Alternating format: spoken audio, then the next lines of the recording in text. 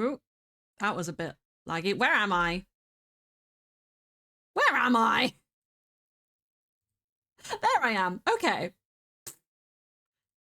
Hi, guy. Oh no. Okay, let me adjust this quickly. This is actually great for what I wanted to start this stream by saying. Is the chat box on here is working? Okay, it's just massively delayed for some reason. Um, Hi guys. I hope you're all having a lovely 2024. Um, it's been a hot minute. We're gonna do some fishing today on MCCI because I wanted to do something chill and just have a yap to everybody. Um, but something that I need to talk about first is I was doing some updates to my OBS and organizing my stream deck. I think I mentioned this last stream. Um, but while I was doing that, I accidentally deleted my main profile for stream on OBS because I'm very, very smart. So I thankfully I had a backup, but it was from last year, like the start of last year.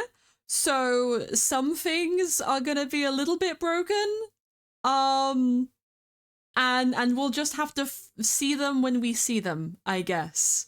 So if anything looks broken, if there's a mod in chat, if anything doesn't look right, make a note of it in the mod thing, and I'll try and do stuff. Thank you for the hydrate. I need to finish my monster. I pulled off the sickest shit, and by the sickest shit I mean I was shopping with my dad at Tesco's and I saw a 4-pack of Maltra Monster Ultra Rosa, which is probably like my second favorite flavor after Pipeline Punch, and it's been discontinued. They're not gonna make it anymore this year, so it's in like finite supply. And I saw a 4-pack of it, and I convinced my dad to buy it for me at Tesco's. My dad is one of those people who like hates energy drinks. He thinks they're really bad for you. He literally said to me, "I'd rather you be an alcoholic than be addicted to Monster Energy." And I was like, "Yeah, no, that's not great, father. That's not great." Thank you for the tell chat to Prime, Ash. Guys, if you have Amazon Prime, you can link it to your Twitch and get free money from Jeff Bezos to sub to your favorite streamer. 1 free sub to you a month, and it helps support them. Look at that. Look at it go. You don't gotta use your Prime on me, but make sure you use it before month is over. We're already fucking halfway through January, because that's the thing. But yeah, stream might be the tiniest bit scuffed because I did my best to fix everything on OBS that like anything that I had updated that hadn't been updated in my backup, I tried to go around and fix, and I think I got most of it. But obviously, like with the VTuber on this setting, there's gonna be a couple of things which haven't been sorted. So if you see them and I don't make a comment on them, or even if I do, someone wants to put it in my Discord, that would be really useful. Your birthday's next month. Oh my god. Oh my god. Wait, Ash, what day is your birthday if you feel comfortable sharing? You don't have to. You don't have to share, but if you want to share, you can. But yeah, that's kind of the vibe for today, and we're just gonna be talking, we're just gonna be chatting and catching up, because this is my first stream this new year in 2020. Did I say happy 2024? It's 2025. I don't know what I'm doing or what I'm saying. But February 28th. I was gonna say I would stream. That's my driving test. Oh, so I will stream before or the day after your birthday, Ash, and I'll give you a nice birthday present. I don't know what that would be, but there'll be a stream. Oh, terrible timing. The world hates us. The world hates us. But yeah, I also updated my Stream Deck buttons and stuff, so I have a lot of fancy bells and whistles now, which is gonna be cool. And there's some things I have to fix with Toshibot yet. I think the last thing I want to mention is that blurp sound effects are now gone because I realized I can do custom ones through Mix It Up, and I haven't set any of them up yet, but I just personally like prefer making my own custom ones. Thank you for the gift sub, Ash. Thank you so much. For some reason, my alerts aren't working.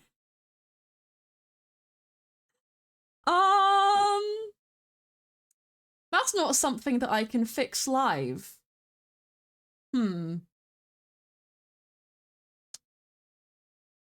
Or is that... Oh no, they're just not on here. I can fix that. Wait. There we go. Okay, for some reason it was just... Neither of my alerts were on here. Let me get follows as well. There we go. Okay. That was weird. This is what we're doing. We're troubleshooting, we're having a good time, but let's actually get into MCCI. Because this is fun. I've also got chat above my head now because I see a lot of streamers do that and I actually quite like it. Though I am gonna very slightly shove it up just because of the MCCI thing.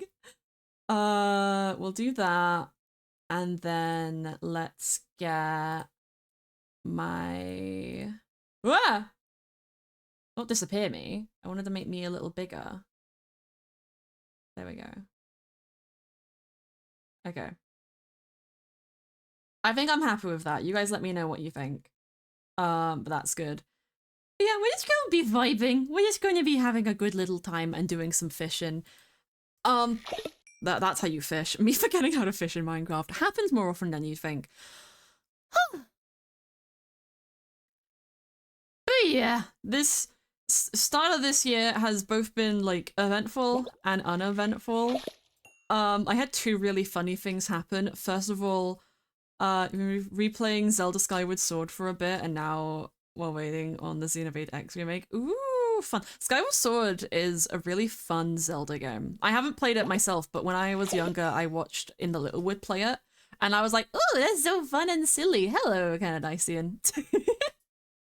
Hello. Yeah, if anyone wants to come and hang out on MCCI as well, you are more than welcome to. I don't actually know how to check what lobby I'm in. I have no idea how to check. But you know, that's always a thing people can come and do if they want to. Yeah, level 14. I don't actually play on this very often, just sometimes me and Mars will come on. You are not for MCCI gamer. I'm not.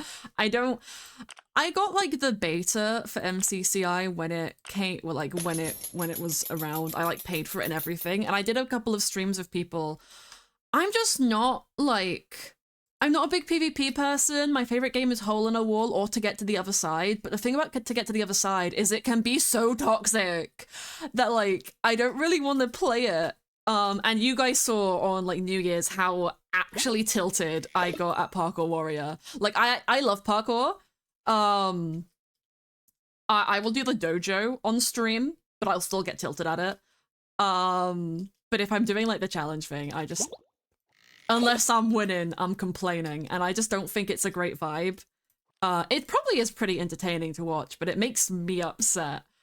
Unfortunately, it doesn't have left-handed support though. Ooh, that's not great. You know what I really want? I really want Twilight Princess and Skyward Sword remakes for the Switch, because I think they were both on the Wii. They were both on the Wii. And like pretty close release to each other. I loved both of those games. Like Twilight Princess is my favorite Zelda game, like aesthetically, I watched a full RT game playthrough end of last year that was really, really good, and I'm like, I love it so much. And Skyward Sword is really fun for the lore. There is a Skyward Sword remake for the Switch already. Oh, I didn't know that one. I didn't know that. I knew they had like Wind Waker. Press tab. Ah, that is how you see. Here we are.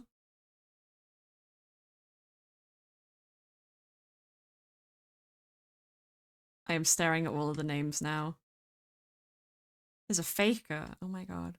I always like looking to be like, oh, is there anyone who I know? I've been on here a bit. One time I was fishing next to Cub Fan, which was kind of cute. I know a lot of people who keep seeing EFO from the Hermitcross server on here, and it's very, very silly. Oh, there we go. 11 now. Ah, yeah. That's how you'd see. Good to know. And there you are now. Wonderful. So yeah, I'm in lobby 11. Wait, they call it fish stance, like instance? Oh, okay. That's silly. That's very silly. But yeah, also, I'm holding a skull because Mars Marzaki is here with me in spirit. As he always is. Wind Waker is on a Switch, sort of favorites. Okay, that one just like, I think that was like GameCube, and then it had a remake to Wii U, I think. I think it has a Wii U remake. It definitely has a remake. Hello!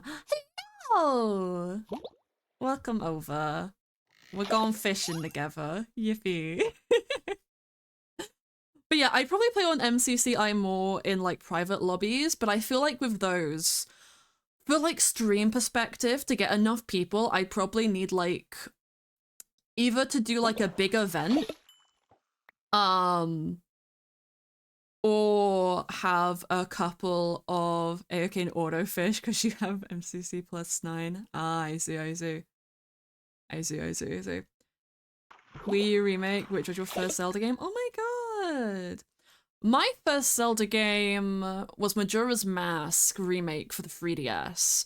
I never finished it. I think I started playing it, and I got like decent way through the first like mission with like in the forest, and then I left it for like 2 years and forgot what I was doing, so I restarted the game. And I don't remember where I was like last time I played it. I just like gave up. It was just like a little difficult for me to get my head around. I recently started a Pokemon X Nuzlocke on my 3DS. Because, you know, Pokemon X is like the easiest Pokemon game. It's the easiest Pokemon game to Nuzlocke, I think, because yes, it has Mega Evolution, but the first gym is bug type. It has really good starters. You get a second set of starters like directly after the first gym. I picked Grookey because I think he's the best starter that you can really have. Like, it's either Grookey or Fennekin if you want to make your life easy. Because, well, you can't use Fennekin in the bug gym, actually, because her first Pokemon is a Surskit, which is a water bug type, so fire moves won't do anything, and Grookey is also at a disadvantage there, so... Actually, Chespin is good for the first gym because of that. But only because of that. You really just want to catch a flying type for the first gym, and there's like plenty that you can get on route. There's like 3 routes before you get to the first city where the gym is, so you can have 4 Pokemon by then, you're guaranteed. And one of them is likely to be a bird. Or what you can do, if you don't get a Pidgey or a Fletchling, if you get a Bunnelby, you can trade it to a hiker in one of the houses in the same town that the gym is in for a nicknamed Farfetch'd called, I think it's like Quacklin or something, which is what I did. I learned that from a walkthrough that I was reading in because I wanted to make sure that I knew what like Pokemon I was going up against, because it's my first ever Nuzlocke. And if for anyone who doesn't know what a Pokemon Nuzlocke is, it's basically a self-imposed set of rules to make Pokemon games more difficult. And the most popular ones is like, if a Pokemon dies, they are dead, you either release them or leave them in the box, and you cannot use them ever again. You can't use items in battle. And you can't use items in battle. You can only catch one Pokemon per area. So you can catch one Pokemon on Route 1, and it is the first one that you encounter. And when you go to Route 2, you can catch the first Pokemon you encounter. And if you fail to catch them or you kill them, then the Pokemon is dead and you can't catch anything for that area. There are like clauses for that. So there's duplicates clause, where if you encounter a Pokemon that you already have as your first encounter, you can reshuffle until you get a new one. So a new Pokemon who you haven't caught before. And there's also shiny clause, where if you find a Pokemon that is shiny, regardless of like when you encounter it, you can catch it, but whether or not you like use it or not, that depends on like who you are, how you're playing. And there's a lot of other self-imposed rules that you can use, like playing in set mode instead of switch mode, which means when you kill an opponent's Pokemon, you can't switch out to account for like them switching Pokemon. You just have to stay in and then switch like whenever you want to, and like tank a hit. So there's no safe switching unless you do some fancy shit. But yeah, that's the basicness of a Pokemon Nuzlocke. But yeah, I picked Froakie as my starter because the second gym is rock type, and yeah, Fennekin would be good because the third gym is grass. And there is a fire type Elite Four member later on. But the thing is, I think Froakie is better. I don't actually know. I think also my reasoning was in my first ever playthrough of Pokemon X, I had a Fennekin, and I got a female Fennekin on my first attempt, and now I'm just kind of married to like the idea of having a female Fennekin. And the thing is, Pokemon X and Y are the most annoying games to shiny hunt a starter in, and that includes like trying to if you're gonna reset to try and get a female starter, you have to go through the dialogue to get there, because there is like a really long stretch of dialogue where you have to pick a nickname and talk to all your rivals and all that stuff before you get your starter Pokemon. So it's not very reset friendly. So I just picked a Froakie because I think Froakie's probably gonna be the best there, and I know Lysander has a Pyro on his team. I don't think Team Flare actually has fire types. I think they mainly, I mean, maybe like a Houndoom, but I don't think they have a lot of fire types. Evil teams usually have dark type Pokemon, so I don't know what that's gonna do. But yeah, X and Y also has like the first instance of like the XP share, where it affects your whole party instead of how it used to work, which was just one singular Pokemon who were holding the item. And it used to be like a late game thing, and not like a start of the game like handicap option. And you can turn it off in X and Y. I'm leaving it on just because I hate grinding. It's my least favorite thing to do in Pokemon games is like grind my levels up. So XP share is just like, it's my handicap. It's the one allowance that I'm giving. And Nuzlocks don't actually like tell you have to turn it off. It's optional. So yeah, it's my third attempt, because my first attempt at a Pokemon X Nuzlocke, I failed, because I was stupid. I went into the bug type gym not knowing about the Surskit or the infestation for Vivillon, with only 2 Pokemon, and both of them got like murdered real quick because I think I was underleveled. And the second one I restarted because I lost my starter to Tiorno's Krabby, or like whatever crab Pokemon he has, that does like Sword Dance a bunch and Vice Grip. And I was like, yeah, my first loss is not going to be my starter, so I just restarted from the beginning. Particularly the Pokemon, I think Megas are the worst battle gimmick the series introduced, simply because of how it limits your teams if you want to use them.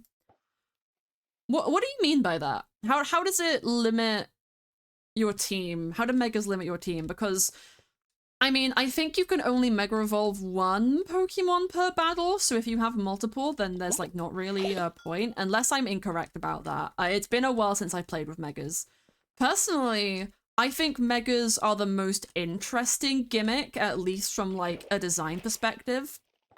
Because Z moves are like, they have fun animations, but I never really cared for them. They always felt kind of irrelevant to me. Like, you can get through the entirety of Sun and Moon without using them, and when an opponent uses them against you, it's pretty rare that they do. And it just doesn't have as much spectacle. And I don't like Gigantamax because it's just like, make Pokemon big. I don't get the point, even though some of them have unique forms, but it's only some of them, unlike with Megas, so it just feels lazy. And I don't even know what they had in Scarlet and Violet. Terastallize, yeah, that just gives them a stupid hat.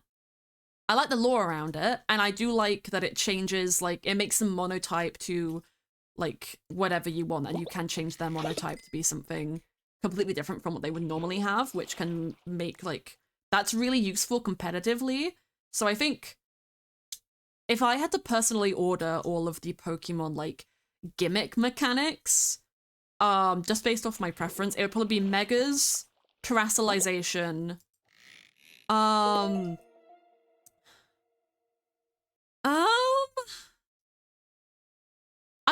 I can't pick which I like more out of like Gigantamax or Z moves. I guess I don't know, because the only Z move I remember is the Eevee one. So I guess it's probably Gigantamax because it's more in my brain. Only some Pokemon can Mega Evolve, so if you want to use Mega Evolutions, you have to get one of those Pokemon, and all the other gimmicks are available much earlier than Mega, so you can actually get used to them earlier. Okay, yeah. From like a familiarization standpoint and like an ease of use standpoint, Megas are like bottom of the chain. But I think for a gimmick that's whole point is to make your Pokemon stronger, from a competitive sense, it makes it like, the more investment you have to put in, the more interesting it is. And I think, yeah, you can like, there is some stuff with like Gigantamax where you can advance things, and Terastallization, again, you can put a lot of effort in to change the Terra type of your Pokemon as like late game advancements, I guess. But I don't know, maybe I'm just biased. I could just be biased, but I really like Megas. I like the uniqueness of it. I actually really like that it's only some Pokemon because it makes it more special. And I think my thing with it is I would have loved it if... I don't think Pokemon needs to keep introducing gimmicks. I think that's, like, my main thing.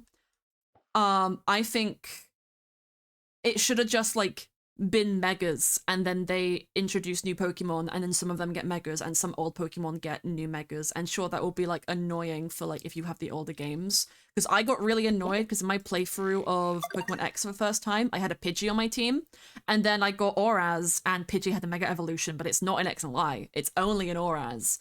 And that pissed me off. But that just happens in, like, the game evolution stuff. But yeah, you have a very valid point, Ash, I will say.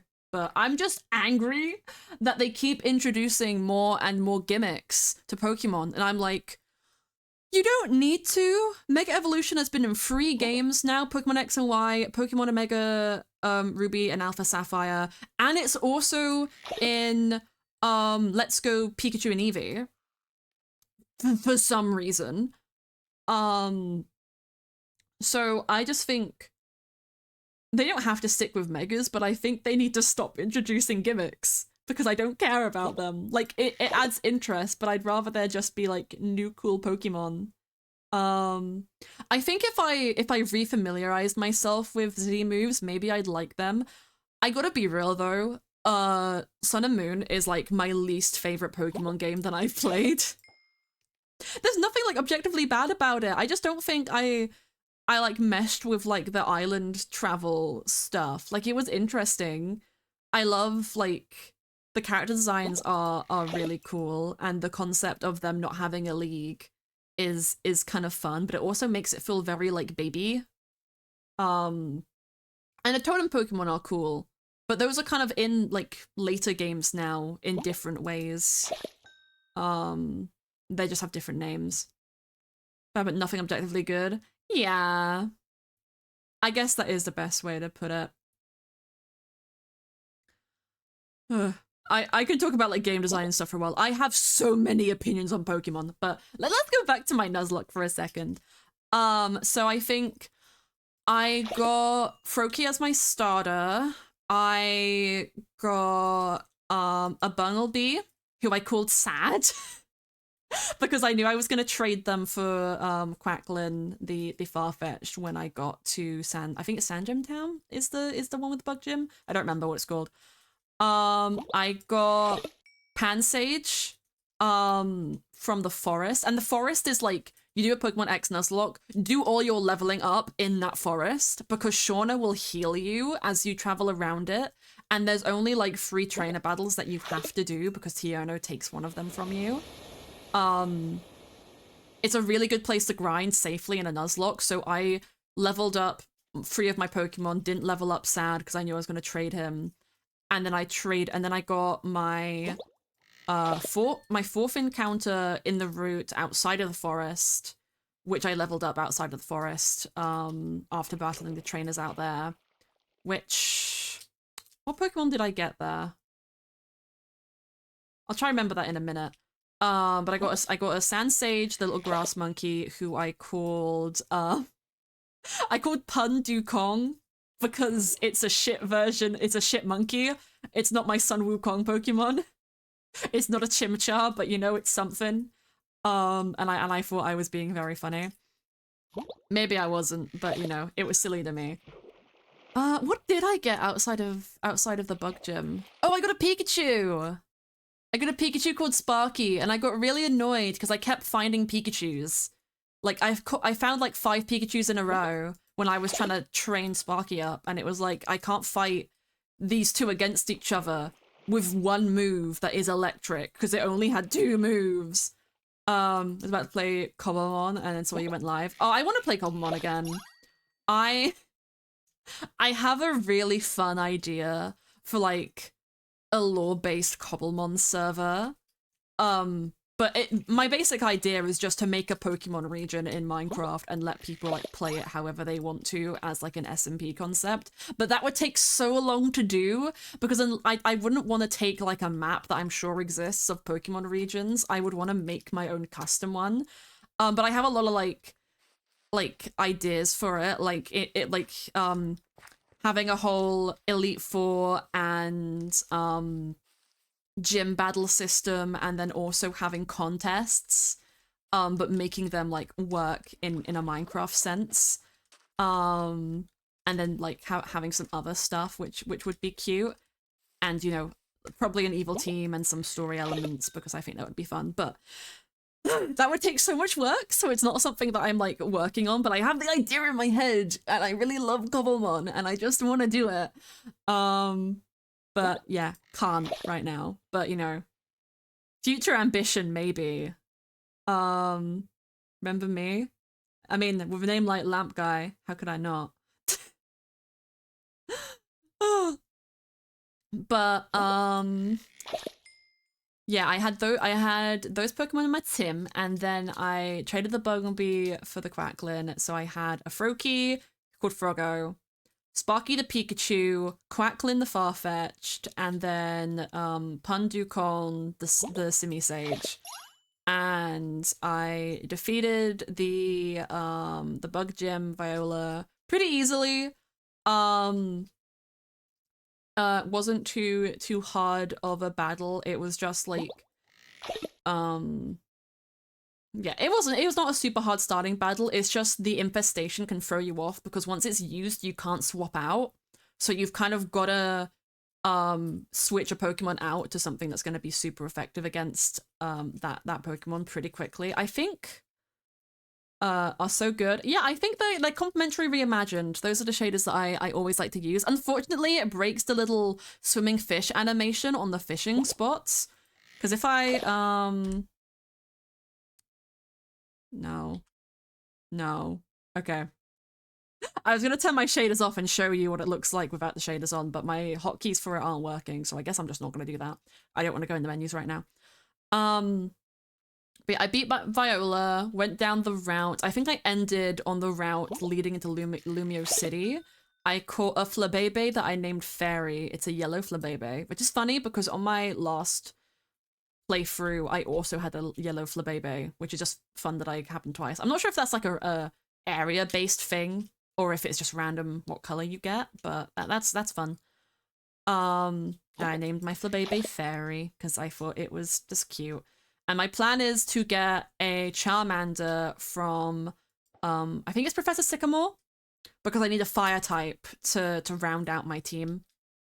Uncontrollable by Rayo. Yeah, sure. Let me find that.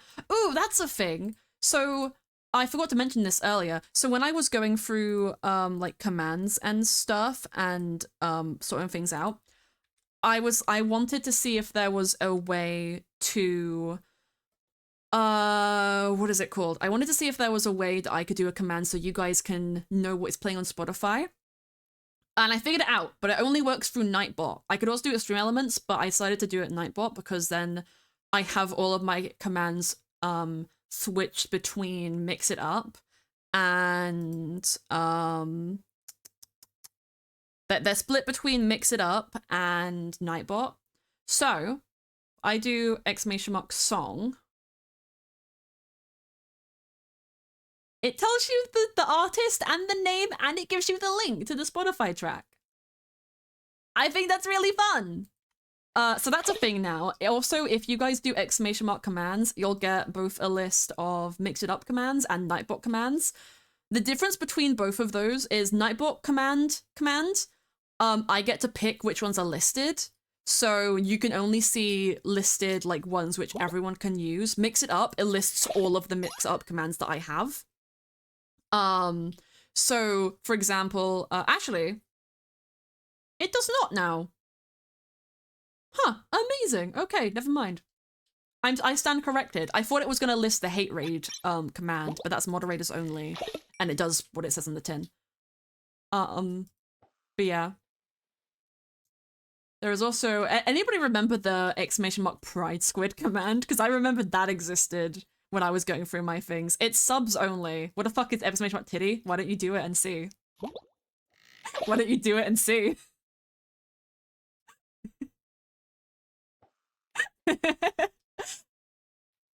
It's just TikTok.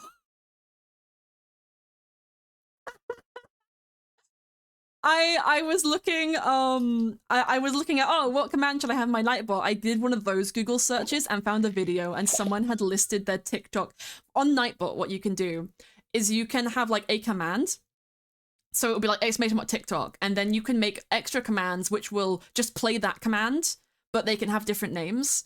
So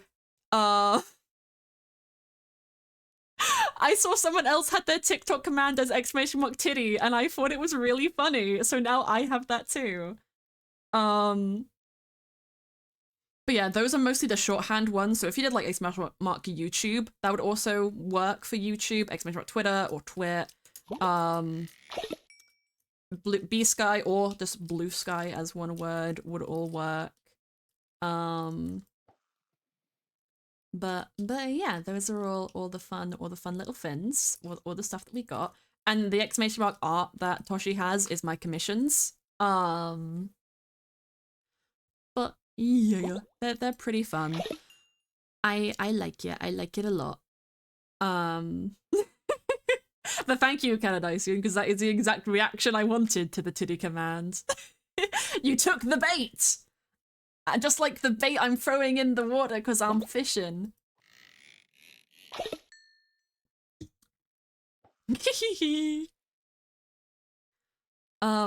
But yeah, last thing about Pokemon Nuzlocke. I'm gonna get a Charmander. I'm gonna call it Charlie after Charlie Swarm, my beloved. 2 years is insane. That is insane. Holy shit. Sometimes I remember that this is my fourth like year streaming, and then part of me dies inside. Oh my god. It'll be 4 years in August. So look out for that, guys. Oh my god. I think 5-year anniversary is when I'm gonna do something like big to and cry about it. But 4 years is gonna be a thing. Gonna be a thing indeed. Oh. But yeah. I don't think I've gone much farther in my Pokemon X playthrough yet. I am dreading the Tiorno fight because it's actually like, considering his Pokemon only knows Vice Grip and Swords Dance, it's actually pretty difficult. Like, okay, it's only difficult because he will use a lot of Swords Dances, and that will make Vice Grip do so much damage.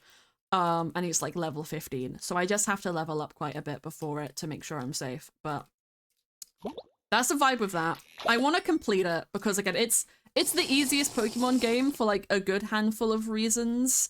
What's funny is I heard that Sun and Moon is actually one of the harder Nuzlocks because of the totem Pokemon and just how like difficult they can be.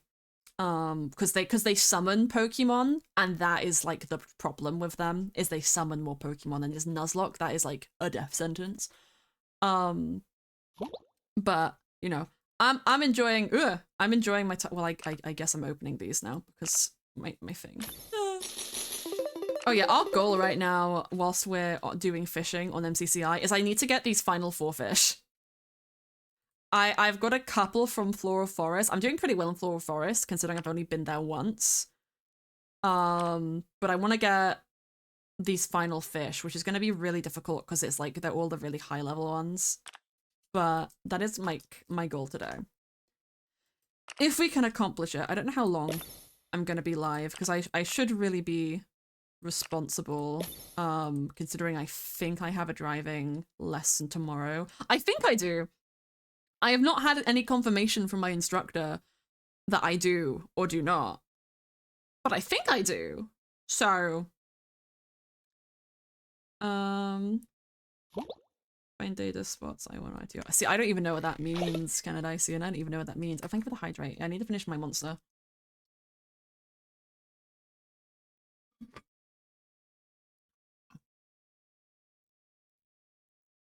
Delicious. It's gone.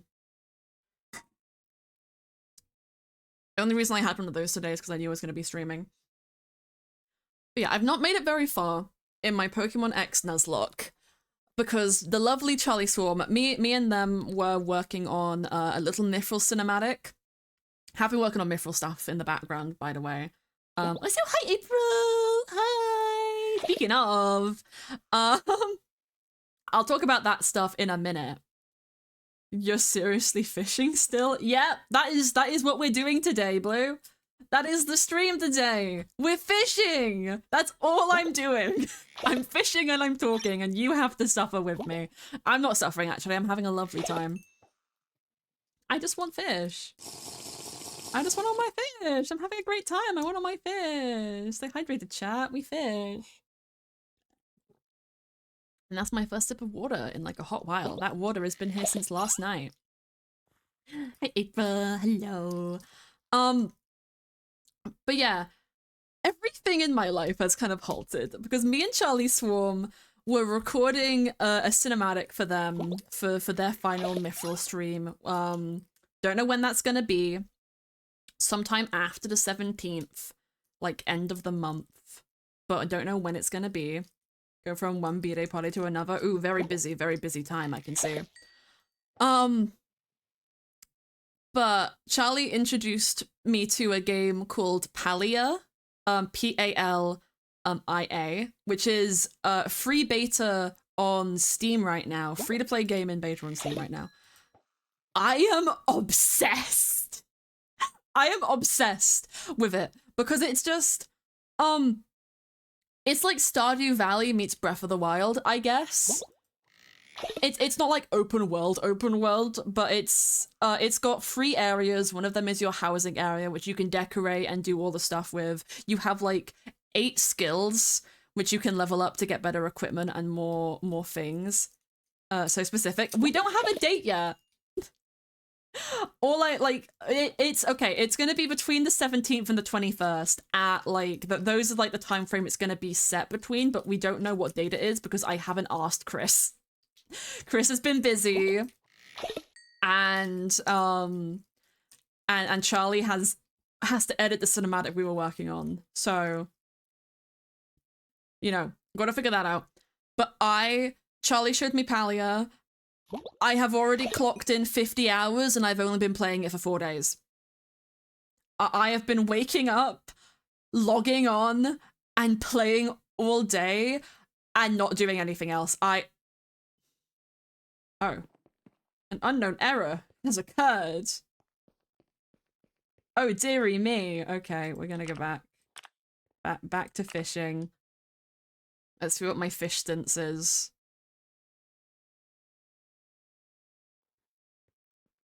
What is screen celebration?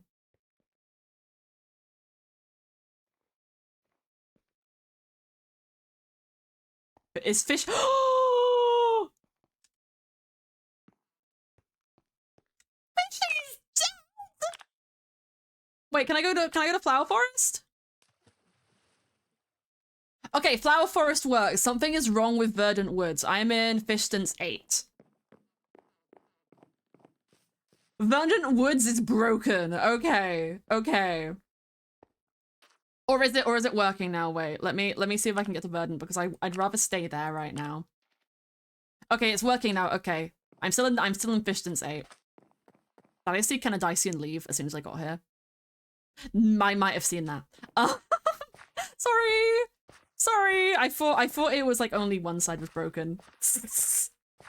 That was like the perfect timing. That was hilarious. Okay, back to the dock. This is where I started fishing, but I think I finished the spot before stream swapped over to it. So I'll go here again.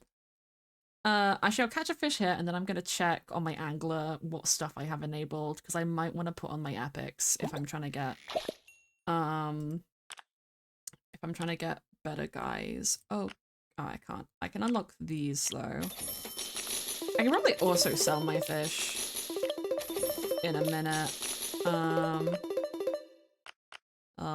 I need another polish. I can probably get another polish pearl pretty easily, actually. No, what? Yeah, let's use my legendary bait and let's use an epic line and let's see what I can get. Thank you for the hydrate. But yeah, Palia, it's like you can go mining and there's a hunting mechanic and there's like wood chopping and furniture making. It's a little bit Animal Crossing, Stardew kind of like vibe together. And there's also like a village of characters and quest lines, and you can get social links of all of them and befriend them. You can romance them, and you don't have to just romance one of them. You can romance like as many of them as you want. Not everyone is romanceable, but of the ones who are, you can romance all of them and like just be a polyamorous town if you want to be. But it's just a really cute game. The main story quest is fun. The lore is really interesting because the whole thing is like humans were thought to be extinct, and then you're not the first one to have shown up in the town, but they've all kind of like appeared not knowing where they've come from, and there's like ancient human ruins and no one really knows what happened.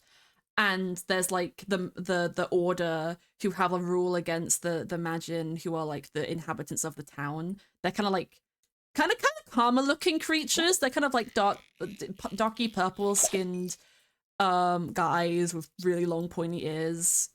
They're very cool, and they all have such unique and interesting personalities.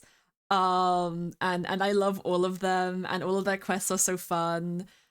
But magic, it's illegal for them to use like anything magic, and the order will like confiscate it.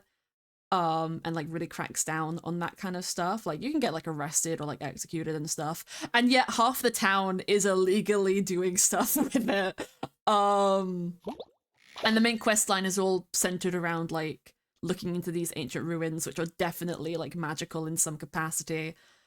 And there's like kind of a vague element system. Like every NPC has a preferred element, and when you do dialogue with them, your dialogue options will like correspond to an element, and you can pick the ones that they like the best. And then that will like appear on your little profile page.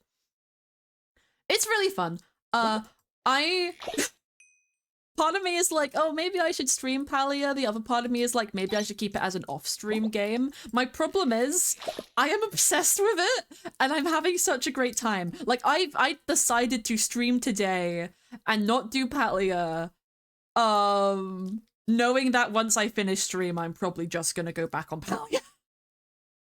I stopped my play session to say hi to you guys because I missed you and I felt bad.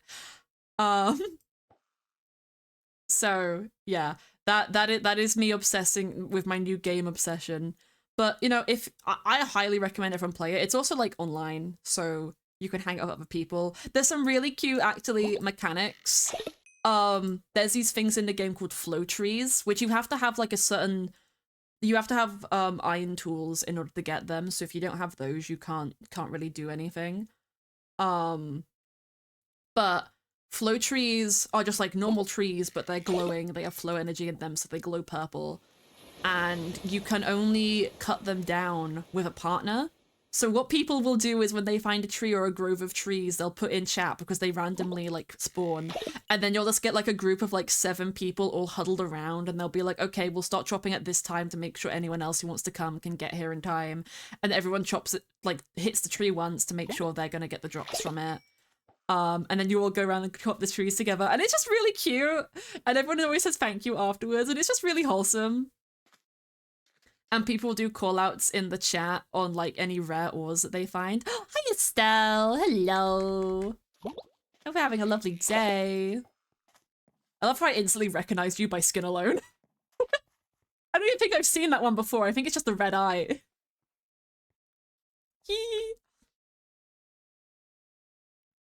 But yeah, that's my most recent obsession. It's taking over my life. I just don't know if I want to stream it or not, especially now that I'm like, I'm 50 hours into the game. So I don't know how fun it would be to just watch me run around in it. Maybe, I mean, I could do a poll, or maybe I'll just ask in the Discord at some point.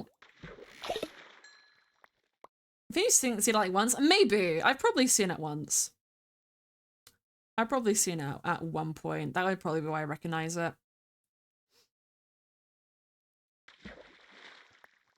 Oh wait, I probably saw it on Mooney's server on the few streams we did over Christmas on there. December is just like a really difficult time to do anything. I know, like, if anyone remembers, not last year, the year before, Christmas SMP was a thing, and that was pretty active for like the first half, but this feels better.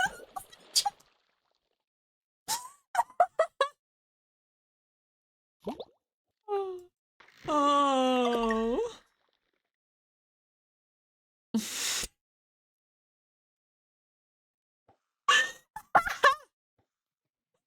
Oh my god. There are kids.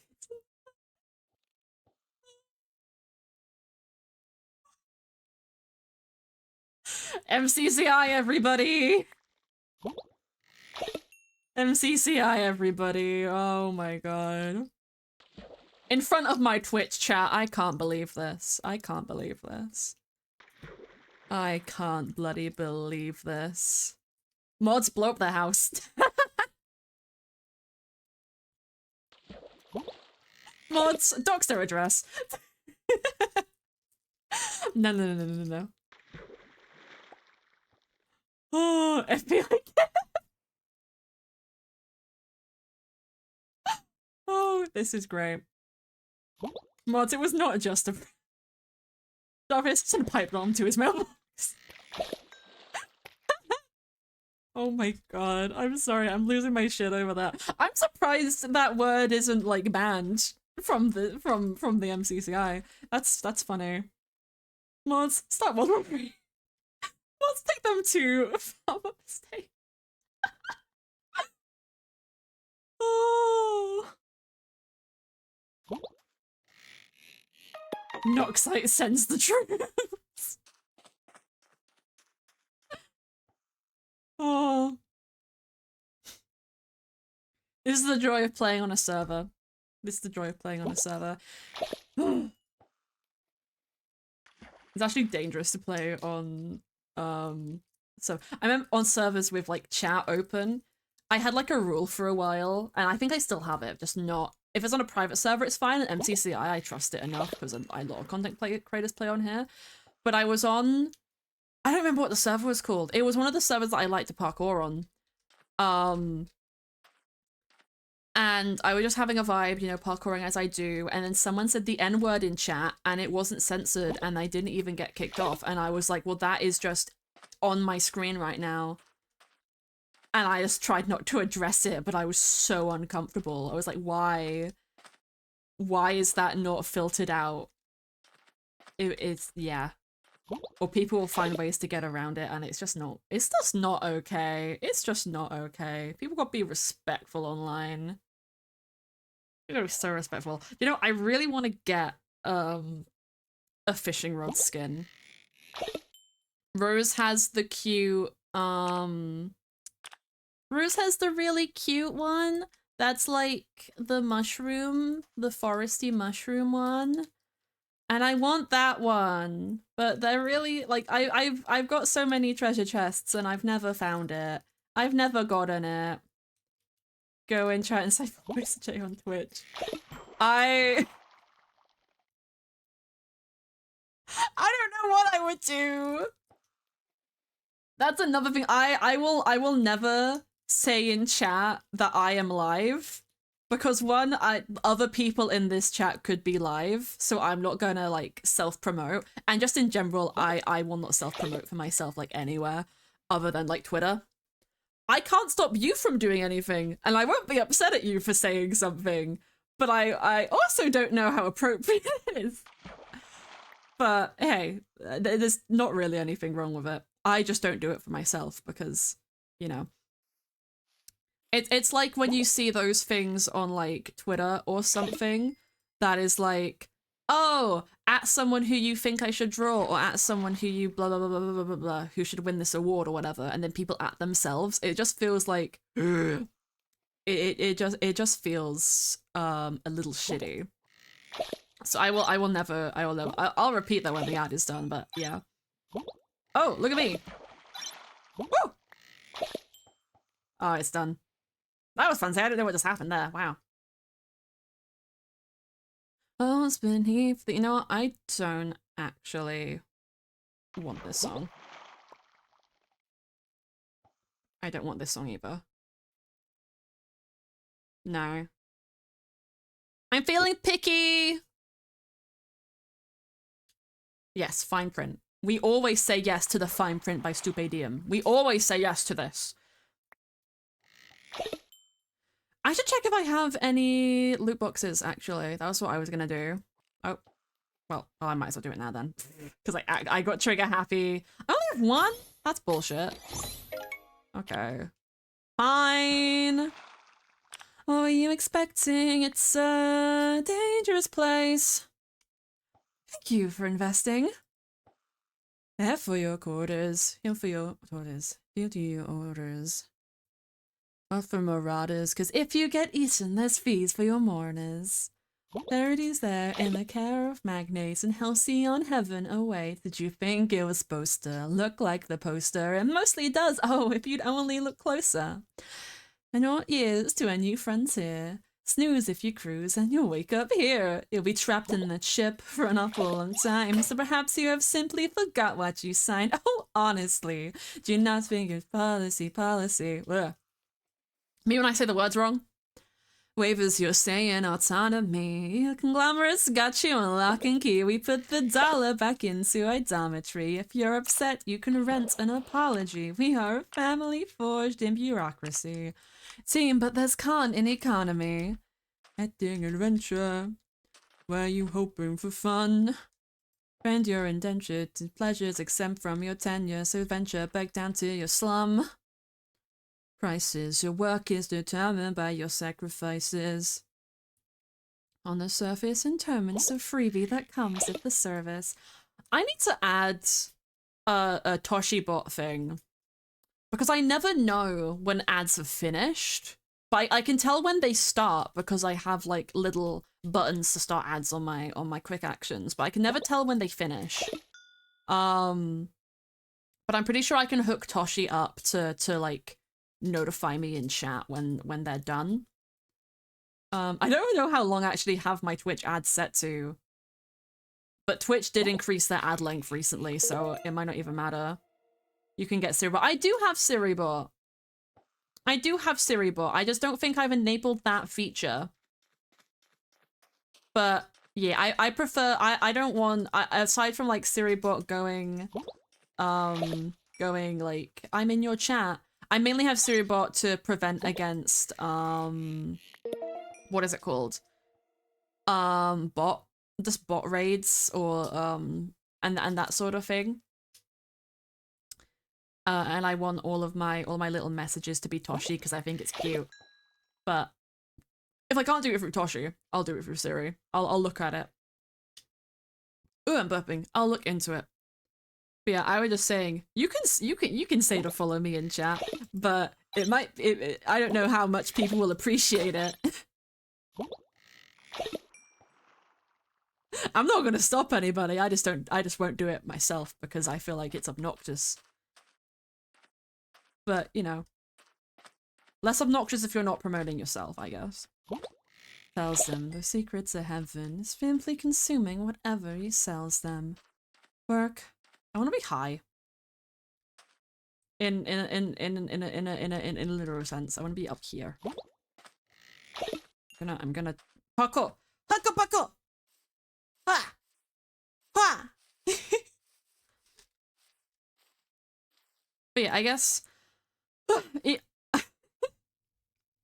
I've been so obsessed with playing Palia that I really have not gotten anything else done. That I need to be getting done, which is a problem. It's a really big problem, specifically for Mithril. But I've had a little helper. I don't know if April is still in chat, but April has been helping me out with like catch-ups and stuff very graciously. It's not an easy thing to do because some of the VODs aren't even like there anymore for people's things. So it's just coming down to like memory. And I'm probably gonna have to chase some people up for like what happened on streams that aren't around anymore. But yeah, I did not expect April to just go ahead and write some of the catch-ups. I thought I was just getting notes, but April has outwardly gone and like written a bunch of them. So I'm gonna go through and proofread them soon.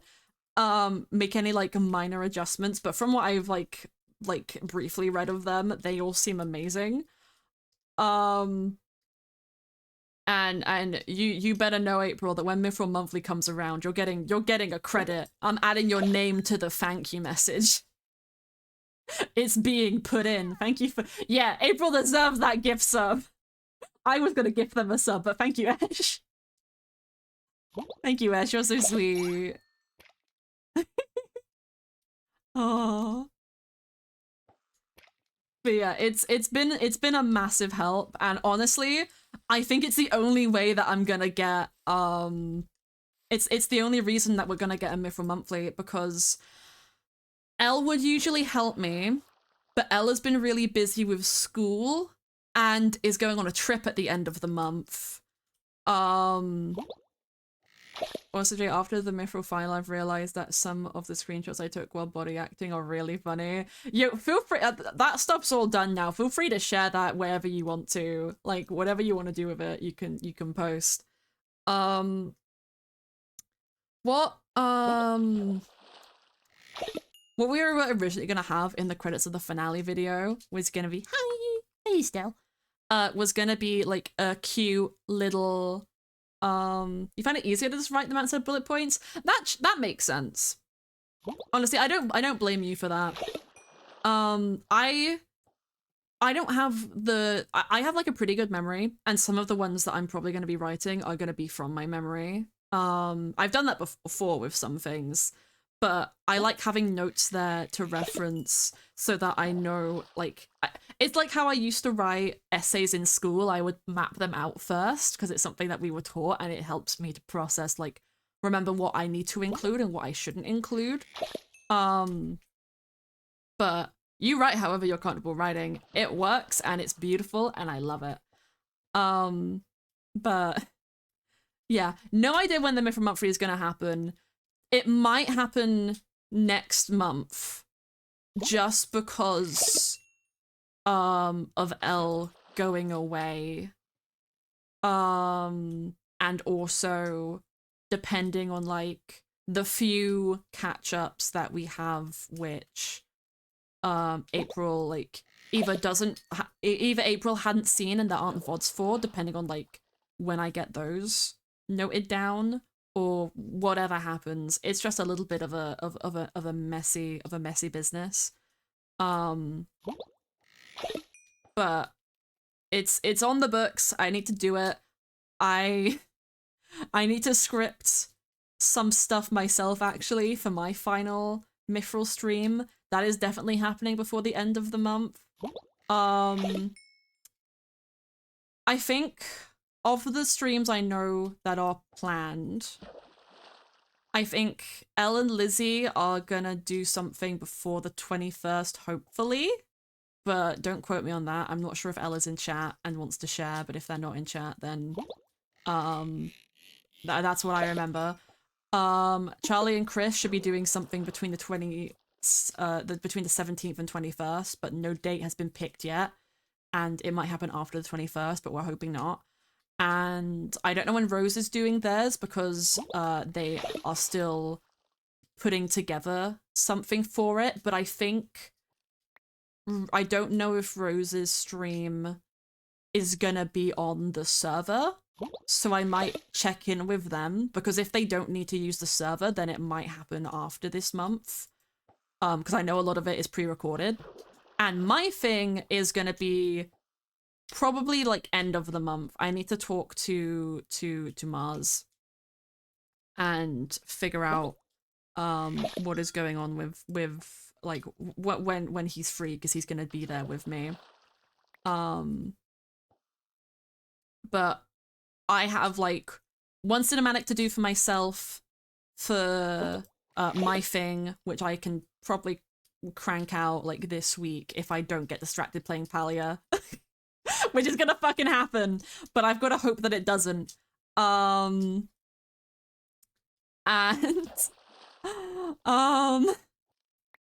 yeah, that is kind of like the timeline of things with all of that going on. It's been like, I've just been taking time to myself. I've been trying to be like kinder to myself this year, and now that Mithril is over, I'm just trying to do things that like make me happy and chill out. There is something that I have signed up for.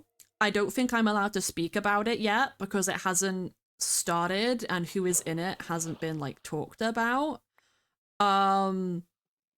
If you've seen my Twitter, you might be able to figure it out. But I won't be streaming it. Is the thing. I won't be streaming it. Because again, one of the things of being kind to myself is I'm trying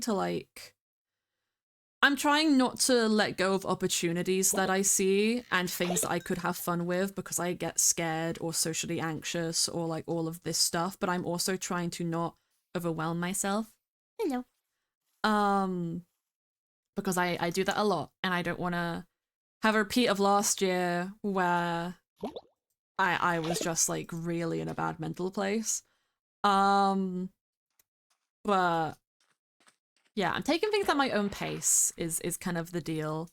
So one of the things I wanted to talk about is like stream schedule, because I think if I get myself a stream schedule, then I will start to be consistent.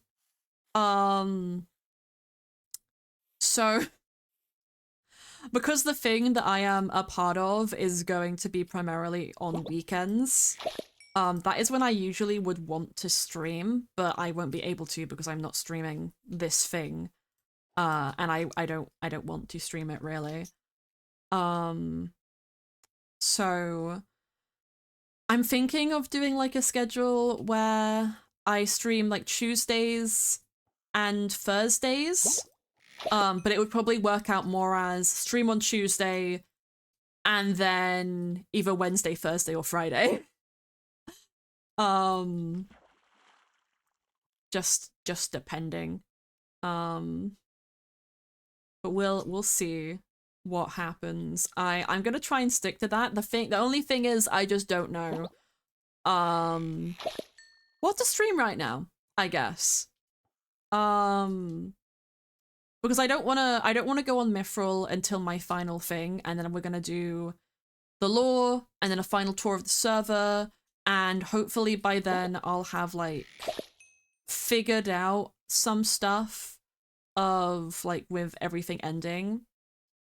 And then Mithril Monthly will be like it might happen after that at this point, but it won't include like the post streams in the catch up. And that will have like extra stuff in it.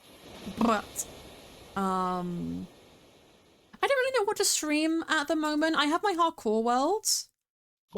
And I really love my hardcore world. I just feel like I'm so inconsistent with it. Because I didn't really play it a lot last year. And I do need to update the mod pack that I use for it. It's all client-side mods, nothing super big or fancy. But they're just a lot of quality of life things. Which I would rather play with than not. So maybe I'll see if I can update that and we can play on there. Maybe we'll do some more fishing on MCCI. I'm thinking, because I have like one of my on my bingo card this year, because we made a New Year's bingo card. Which maybe I should share that in the Discord somewhere so people like can see it. Get some outward encouragement. Let's go sell my fish whilst we're doing this. Still haven't got any of the missing ones, unfortunately, but I am leveling up. See, this is the fishing rod that I want. I want that one. I want that fishing rod really badly. It's so cute. Actually, do I have... No, still no chests. Okay. I might be able to trade in some stuff. Where do I... Oh, it's up here. I might be able to trade in some stuff for some chests. What was I saying? Oh, yeah, streams.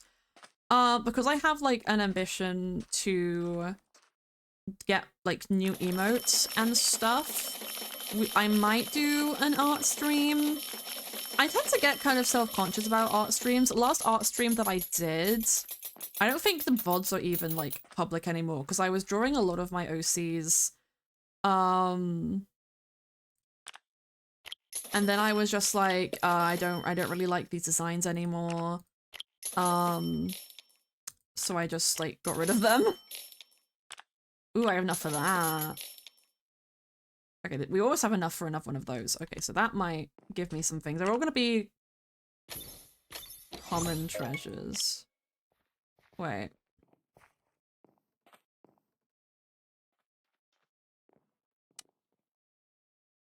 Does that not all give me treasure? Does that... Oh, no, it's 30%. Okay. You're most likely to get money. Okay, well, I got one treasure from that. Not that it had much in it, but I got one treasure from that. You're the tech shop. You're the supplies, which I just will get from chests. I do want to get my hands on some of these. I do need a polished pearl. Why does that take a pristine pearl to make? What? Last time I made one of those... Oh, that's a rough pearl. Oh, wait, I have a polished pearl. Wait, can I... Can I get this now? Oh, I need 2 polished pearls. Well, that's annoying. That's annoying. Okay. Me, when I don't understand, I literally do not understand half of how this fishing game works. Makes you happy, I personally come for the vibes. Yeah, I feel like that's something that I'm slowly realizing, is that the people who stick around to watch me and who come back frequently are just here to listen to me yap, which is kind of why I'm just fishing today. Like, I just wanted something that I could do and talk in, like, just something easy. I don't have to think about fishing. I can just do a little bit of running around. I can just have fun, like my art stream session. Yeah. So I wanna get new emotes. I kind of want to do, like, I like doing stuff in my sketchy style. Like my old Gremlin PNG tuber. Because I thought that was really funny. I don't have a Gremlin VTuber, but I do have I don't have a hotkey for this. Wait. I do have this little guy. Oh. I do have this little guy. I should there's a way to like do this where I can have a toggle between them. Let me do this a little bit. Yeah, we'll have this guy for a minute. Cause she's cute. This is the one that I won from Lego. Love that guy. Lego Monkey Kid friend. My Lego Monkey Kid friends. We love my Lego Monkey Kid friends. Oh my god, we talk about Lego Monkey Kid in a minute. Oh my god, oh my god, oh my god. But I want to do art streams, and a part of me wants. I got Spirit City for my birthday last year. Elle got it for me, and I was so excited about it. I've been following it like before release, and I've opened it like twice since I got it. And I feel kind of bad. So I feel like it could be a good stream, a good thing to like have open and do tiny little streams, like, while I'm working on other stuff that I either like can't share, or I'm doing like to-do lists or something. I don't know. That clips me out of existence if I do that. I'll have to like do some adjustments for this guy. This is one of the scuffed things. Yeah, we'll go a little smaller. That's a little better. Okay. I've just got such a big head. But I say but so fucking much. Oh my god.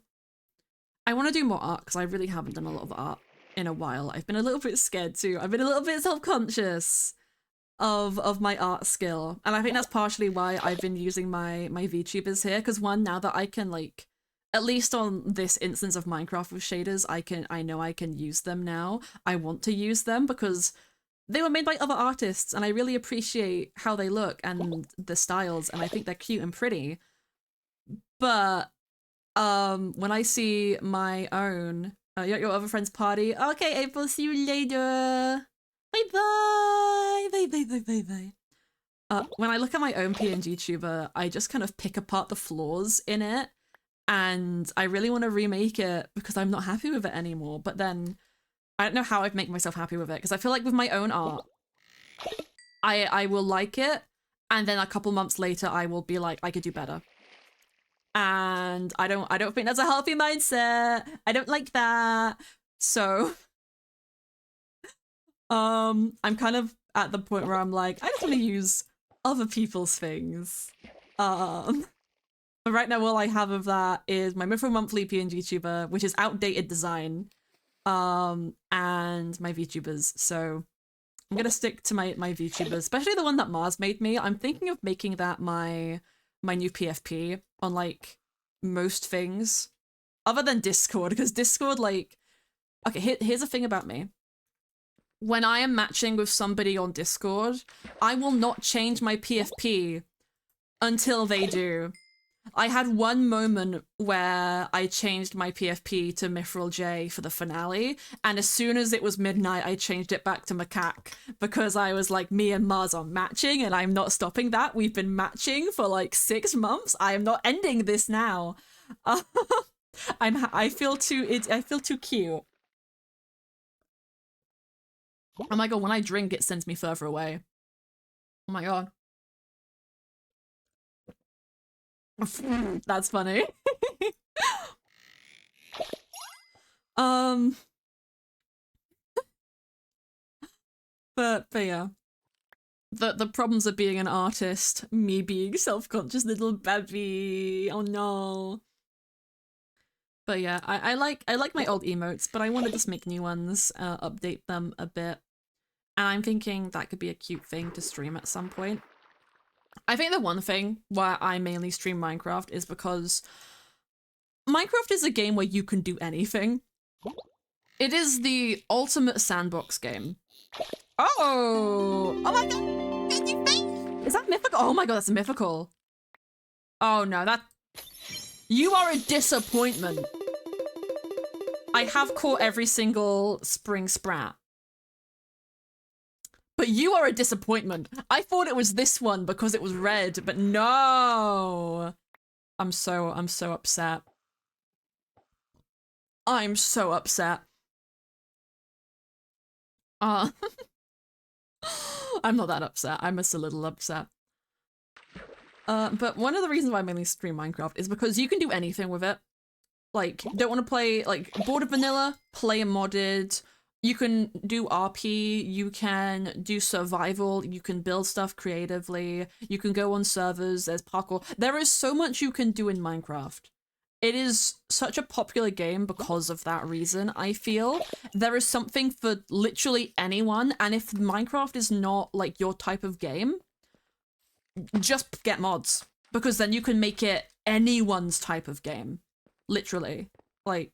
There are so many things you can do with mods, and it just anyone can enjoy it. Is like my philosophy around it. And like Minecraft is one of the biggest streamed games on Twitch, which does put like small streamers at a disadvantage. But it's also got like a community, you know? It's got a community of people. Are those ones depleted? Yeah, those are depleted for me. Estelle, I'm sorry, those are depleted for me. I can't sit next to you. But yeah, it's got like a proper community, which I don't really see with variety streamers. And yes, it can be toxic. Yes, there's Twitter drama happening as we speak. But I feel like that's something just in every community. It's just that Minecraft is the littlest bit niche, you know? It's not niche as in it's unpopular, it's niche as in it's specific. And one of the advice that I heard when I first started streaming was you want to pick something and run with it because people will expect that from you and then they will only show up for that thing. And I'm guilty of this. Thank you so much for the resub, Evan. Welcome in, welcome in. I'm getting philosophical. I'm getting philosophical about content creation again, because I always do. But it's something that even I do. Like when I watch a creator, I will watch them for like a specific thing, and if they do something else, I won't always watch what that is. And that's sad. Like 9 times out of 10. Also, new PNG. This isn't new, technically. I won this in a raffle on Twitter by Lego. Oh god. LHGO. Is that how you spell it? Or no, it's LEHG. Yeah, Lego. I won it in a raffle from them. It's very, very cute. I love it so much. Which Anna with boyfriend. Have fun. Have fun, Evan. Have fun with your boyfriend and enjoy whatever you hear of the stream. But yeah, it was just like a thing of like, oh, people will come and watch you for one thing. I find myself doing it with YouTubers that I watch. Like there's like, when you have a variety channel, you'll watch that variety, but I don't watch every variety video that the variety streamers that I watch do. Like RT Game, I'll watch all of his Zelda stuff. I don't really care for his Balatro stuff. I mean, I watched one video and it was good, but like, unless it's a game that piques my interest, I'm probably not gonna watch someone play it. So picking like a singular game and just doing everything around that can be really beneficial, but I'm not happy with that all the time. I think for the most part, Minecraft is the game that I have got the most hours in, just in general, because it is such a versatile game, and I think that's why so many people, like, go towards it. Because it's just very prolific. And I think that's fun. I thought that was Jam for a second, and I got really confused, but no, that was just a lighting glitch on the hair. My god. I was like, Jamie can fly. Anyone's seen Jam's new, like, new character design? Because it's so cute. It's so cute. I love it. It's adorable. Yeah, I think Minecraft's always going to be the main thing that I do. And then I want to mix in some art stuff because I just like doing art. And part of me also wants to push my commissions more. Because I basically never close them because I don't get commissioned enough to warrant it, you know? New Battle Pass reward unlocked. Hell yeah. But yeah, I think that would be a good idea for me to do. So I guess expect that in the future whenever I feel like it. And then between that, probably be, what if we get you commissioned enough to warrant it? You mean closing? What I mean is I don't get commissioned enough to warrant closing my commissions for like any temporary amount of time so I can like do them. Anytime I've gotten a commission, it's only really been like one at a time, or sometimes I'll have like 2 back to back, but those are usually like, most things I get commissioned for are skins because they're the cheapest thing that I offer. They're the cheapest thing that I offer, so a lot of people want those, and that is perfectly justifiable. And Minecraft skins are some of the, like, I find them really fun to do because they are really easy to do, for me at least. It's like a set model that I can just play with. I want to learn how to make Figura models because I was watching, it was an SMP that Penelope Snapcube was on, called I Just Want to Play Modded Minecraft with My Friends SMP. That was literally the name of it. It lasted over December. I've been watching like VODs that the owner of the SMP has on their Twitch recently. Very heavily modded server, that one. But everyone on it had custom Figura models. So Snapcubes was their Sonic OC, and when they did a jump, they would turn into a little ball with little bunny ears, and it would be really, really cute. And I'm like, I want to know how to do that shit. That's so fun. I want to learn how to make Figura models, and if I learned how to do that and was like happy with that, I'd probably offer those as a commission thing. For like a decent amount, like more expensive than my regular skins, probably, because, you know, Figura, like, isn't just, you know, a skin. It's like new modeling and all of this stuff and animations and things. But what I mean is like warrant, like, I haven't had a warrant to close my commissions at any point because I just don't get commissioned enough. And I think that's one of the appeals of doing art streams, is if people see my art more, they might want to commission me more, but then that also comes down to, you know, people's money, because my commissions aren't the cheapest. They're priced according to like how long it takes me to do stuff, really. By how much like effort I need to put in to complete it to a point where I'm content selling it, and then they're priced according to how much time it takes, which is why like I can get a skin I've gotten a skin done in an hour for fucking Bagel because Bagel needed it rushed. I didn't even charge Bagel extra for that. I was just like, Bagel, you're my most consistent commissioner, it's fine. But yeah, if I do art streams, maybe people will commission me more. I need to start looking for a job, which is on my bingo card as well. But, you know, it's passing my driving test first, job second, and then we'll figure everything else out around that. But yeah, what do you guys like? Do you guys like with like streamers and how they like do and advertise their streams, do you just like seeing the go live notifications or seeing a tweet or like Discord ping whenever I go live, and you just like You're just good with that? Do you prefer there being like set days that you know I'm gonna be live, or do you like weekly schedules that show when I'm gonna be live and what I'm gonna be like live with? Like, do you guys have a preference? Do you guys care, or is it just a thing of, you know, you see person you like live, you watch person you like live? Because I'm generally curious, because I've done all of the methods. Right now I'm very spontaneous. I just stream when I feel like it. I used to have a very strict, I think it was Monday, Wednesday, Friday schedule. And then sometimes I would do a weekend stream or swap a stream to a weekend. And then when I worked at Weatherspoons, when I worked at Tpub, I had like weekly schedules based around my work schedule so that I could still keep up like the free streams whilst I was working. And everyone would know what was going on. So I don't know what you guys like best. If people have an opinion, I might do like a Twitter poll for something like that to see how big a range I could get. Kind of prefer having a schedule to know when people stream, but I'm fine with spontaneous streams as well. Yeah. I think you don't like it when there's schedules, but I see someone I watch live, I watch because I got bad memory. That's very fair. I guess that's where like having someone who posts their like full schedule somewhere, because I used to pin mine to my Twitter every time I had one to make like ease of access for people to find. So I guess there's a lot of like draws back and forth about those sort of things. I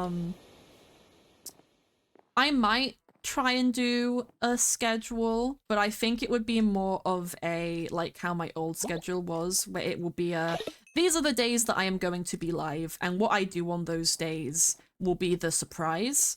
Because even though I think like my weekly schedules were good, they took a bit of effort to put together. Like I had the base, but I would often have to change like the time, and then time zones will change, so then I have to alter that text, and it just became a little bit of like a hassle to update all the time. So for simplicity, sneak up behind Estelle to hear. The little guys. I might just pick some days. I think like tentatively right now, and we'll see how it works out next week. But for now, let's say like Tuesdays and Thursdays are gonna be my stream days. That is gonna definitely change, because here's what I was talking about earlier and then I got confused. Oh, I forgot to like fully address it. My first driving lesson of the year got cancelled because my instructor had a chest infection. It's been pretty cold in the UK. People are getting sick. It happens. And my instructor works with like a lot of different people, so he's bound to catch it off someone if anyone has a little bit of it. It's very unfortunate. I know it upsets him quite a bit because, you know, it's his job, and if he can't work, he's not making any money. Because he's his own boss. But, you know, semantics aside, that happened. Then the next day, I had therapy, and my therapist has broken their wrist. And she ended up being like, yeah, so we already had today booked in. I didn't want to cancel on you. But she's like an older lady, so she's not the best at technology. She was like, I am very dependent on my hand, which is broken, which I cannot use right now, so I cannot work to the standard that I want to. So we're canceling your sessions until I'm better, which will be in a month. And I was like, that's totally fine. So my Tuesdays are all free now. Until I get an email asking her to reschedule. Hi, Rose. I was talking about how my therapist broke their wrist. Oh, hi, Rose. Guys, Rose did a debut-a-thon the other day, which I have like a habit. I say a habit. It's only happened on like a rare occasion. But sometimes I will be awake at like midnight to 1 a.m, see Rose's live, go say hi, and then I will realize whilst watching Rose's stream that it is 1 a.m. And then I'll leave after like a little bit. But I love Rose streams. Rose is drawing Miku and singing Miku songs, and I got so excited because I love Hatsune Miku. It's like, was it late for you? It was! I was telling Chet earlier, I found a new game. I've introduced it to Mars as well, and now we're both obsessed with it. Rose, have you ever heard of Palia? Palia. It's free on Steam, and it's the best game ever. It's so cute and fun. It's like Animal Crossing and Stardew Valley have had a baby. I have clocked in 50 hours over the last 4 days. The only reason I'm not playing it right now is because I'm streaming. You should get it and play with me and Mars. Oh, wait, no! It's server-based. I don't think you'd be able to, because you can't pick the server that you're in, I don't think. We'll look into it. Get a VPN. I'll do some Googling and see if there's a way to change what server it puts you in, or if it's by default, because me and Mars are in Europe servers, but you'd be an American. You get a VPN. But, you know, try it out. Honestly, anyone in chat, try it out, because it's a really fun game. It's my favorite game ever right now, and it's super cute and super addicting. And even if you can't play it with us, Rose, it's just a fun time, so I highly recommend it. I recommend it a lot. But yeah, it's super cute. It's super fun.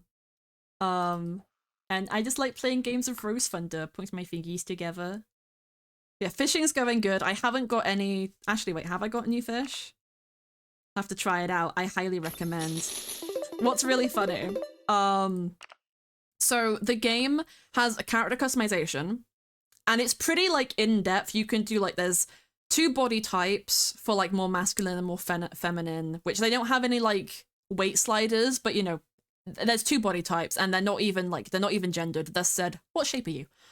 Which is fun. And then you have like skin tone, hair, which you can not only can you pick 2 colors for it, but you can also change the way that those colors like streak your hair. It gives you different options for different hairstyles on how like the different colors affect it, which is really fun. I've never seen that before in a game.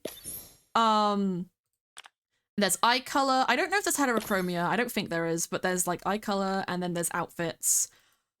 And because the game is free and in beta, there is a store, but it's solely for cosmetic items. So you can get like, you can buy outfits for your character. It's called Palia. I'll write it in chat. Palia. You can buy outfits or pets that will follow you around in world. And you can buy some skins for like your glider. You get a glider after like doing part of the main quest that you can buy skins for. And I think there's some tools that you can get skins for as well, but it's purely cosmetic, so you don't need them. But that's how like the devs make money off this free game. It's very common practice nowadays. There's no gacha system. It's just you want that outfit, you buy that outfit, and they do bundles and sales and all that stuff.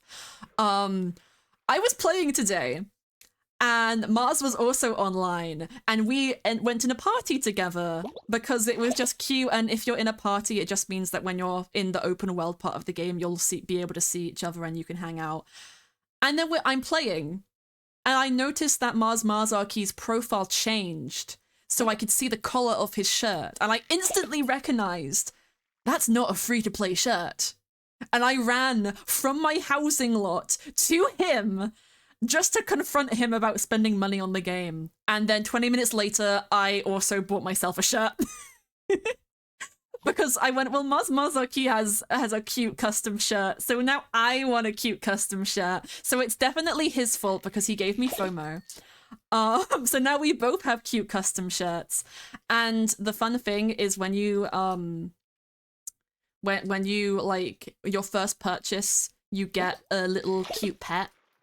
So now I also have a cute pet because of my first purchase. And I have a cute purple shirt to go with it. So I'm very happy. It's the last thing I did before logging off and getting dinner was I bought that shirt, which also got me to log into my banking app. Oh my god! Okay, like 2 days ago, my dad comes into my room after getting home from work. I was still in bed because it was like 10 a.m. And he goes, "Hey, I bought you a new phone." And I was like, "Oh, thank you. Why?" He was like, "Because I'm a great dad." And I was like, "Ah." So my dad got me it's a Samsung S20 Plus.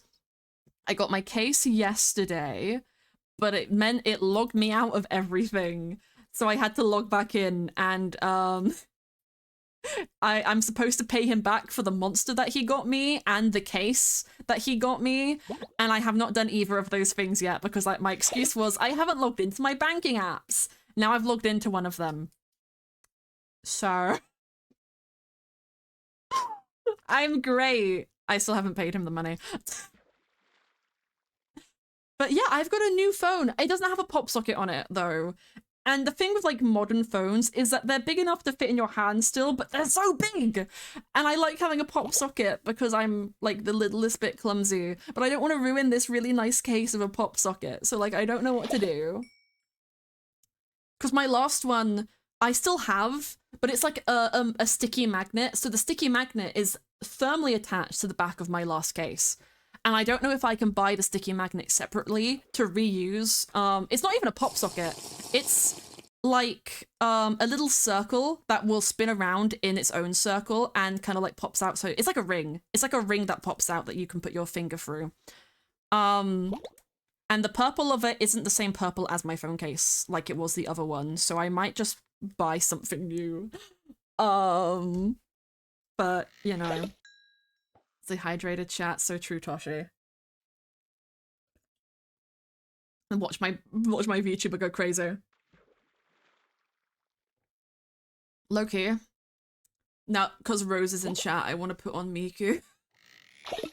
Just because you don't know how excited I got when I went into Rose's chat the other day and just heard Miku. Because I don't talk about how much I love Miku a lot. Actually, wait, let me see if I can find...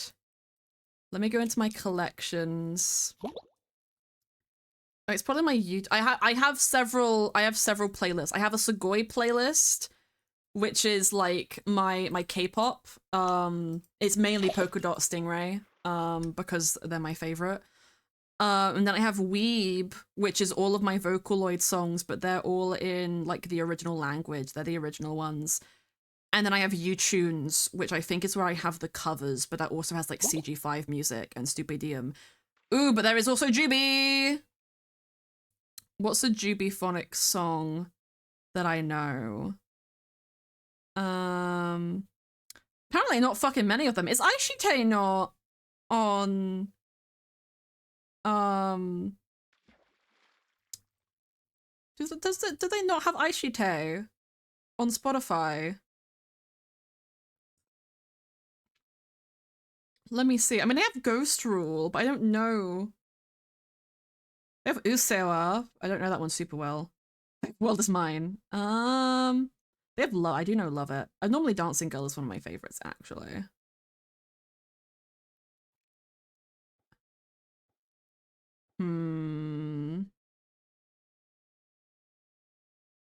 Okay, actually, wait. It might just not be ordered.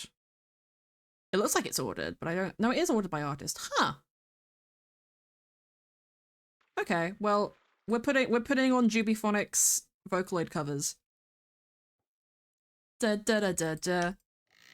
I don't think I can sing most of these, but I can have a good time listening to them because I'm a little weeb. Also, if anyone wants the names of the songs, exclamation mark song, because it's fun.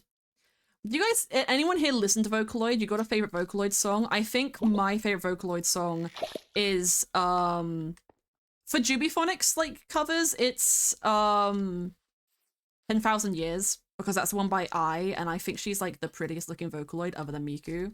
She's got, like, blonde hair and a very, like, techie outfit, and I really like it. It's my favorite Miku one. I really like...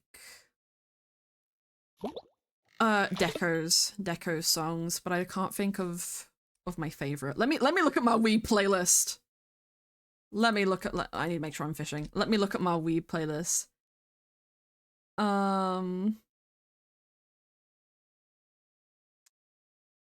Da da da da, you're looking at me, so you won't believe.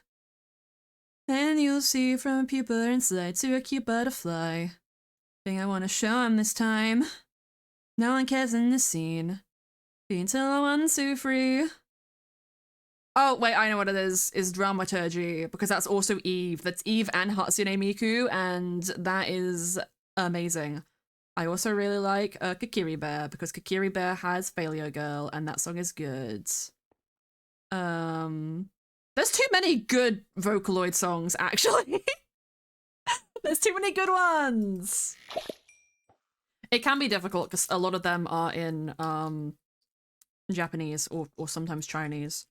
But I have a big playlist. If you ever want like just a playlist of a bunch of Vocaloid songs to listen to, Rose, I have one with 180 songs on it.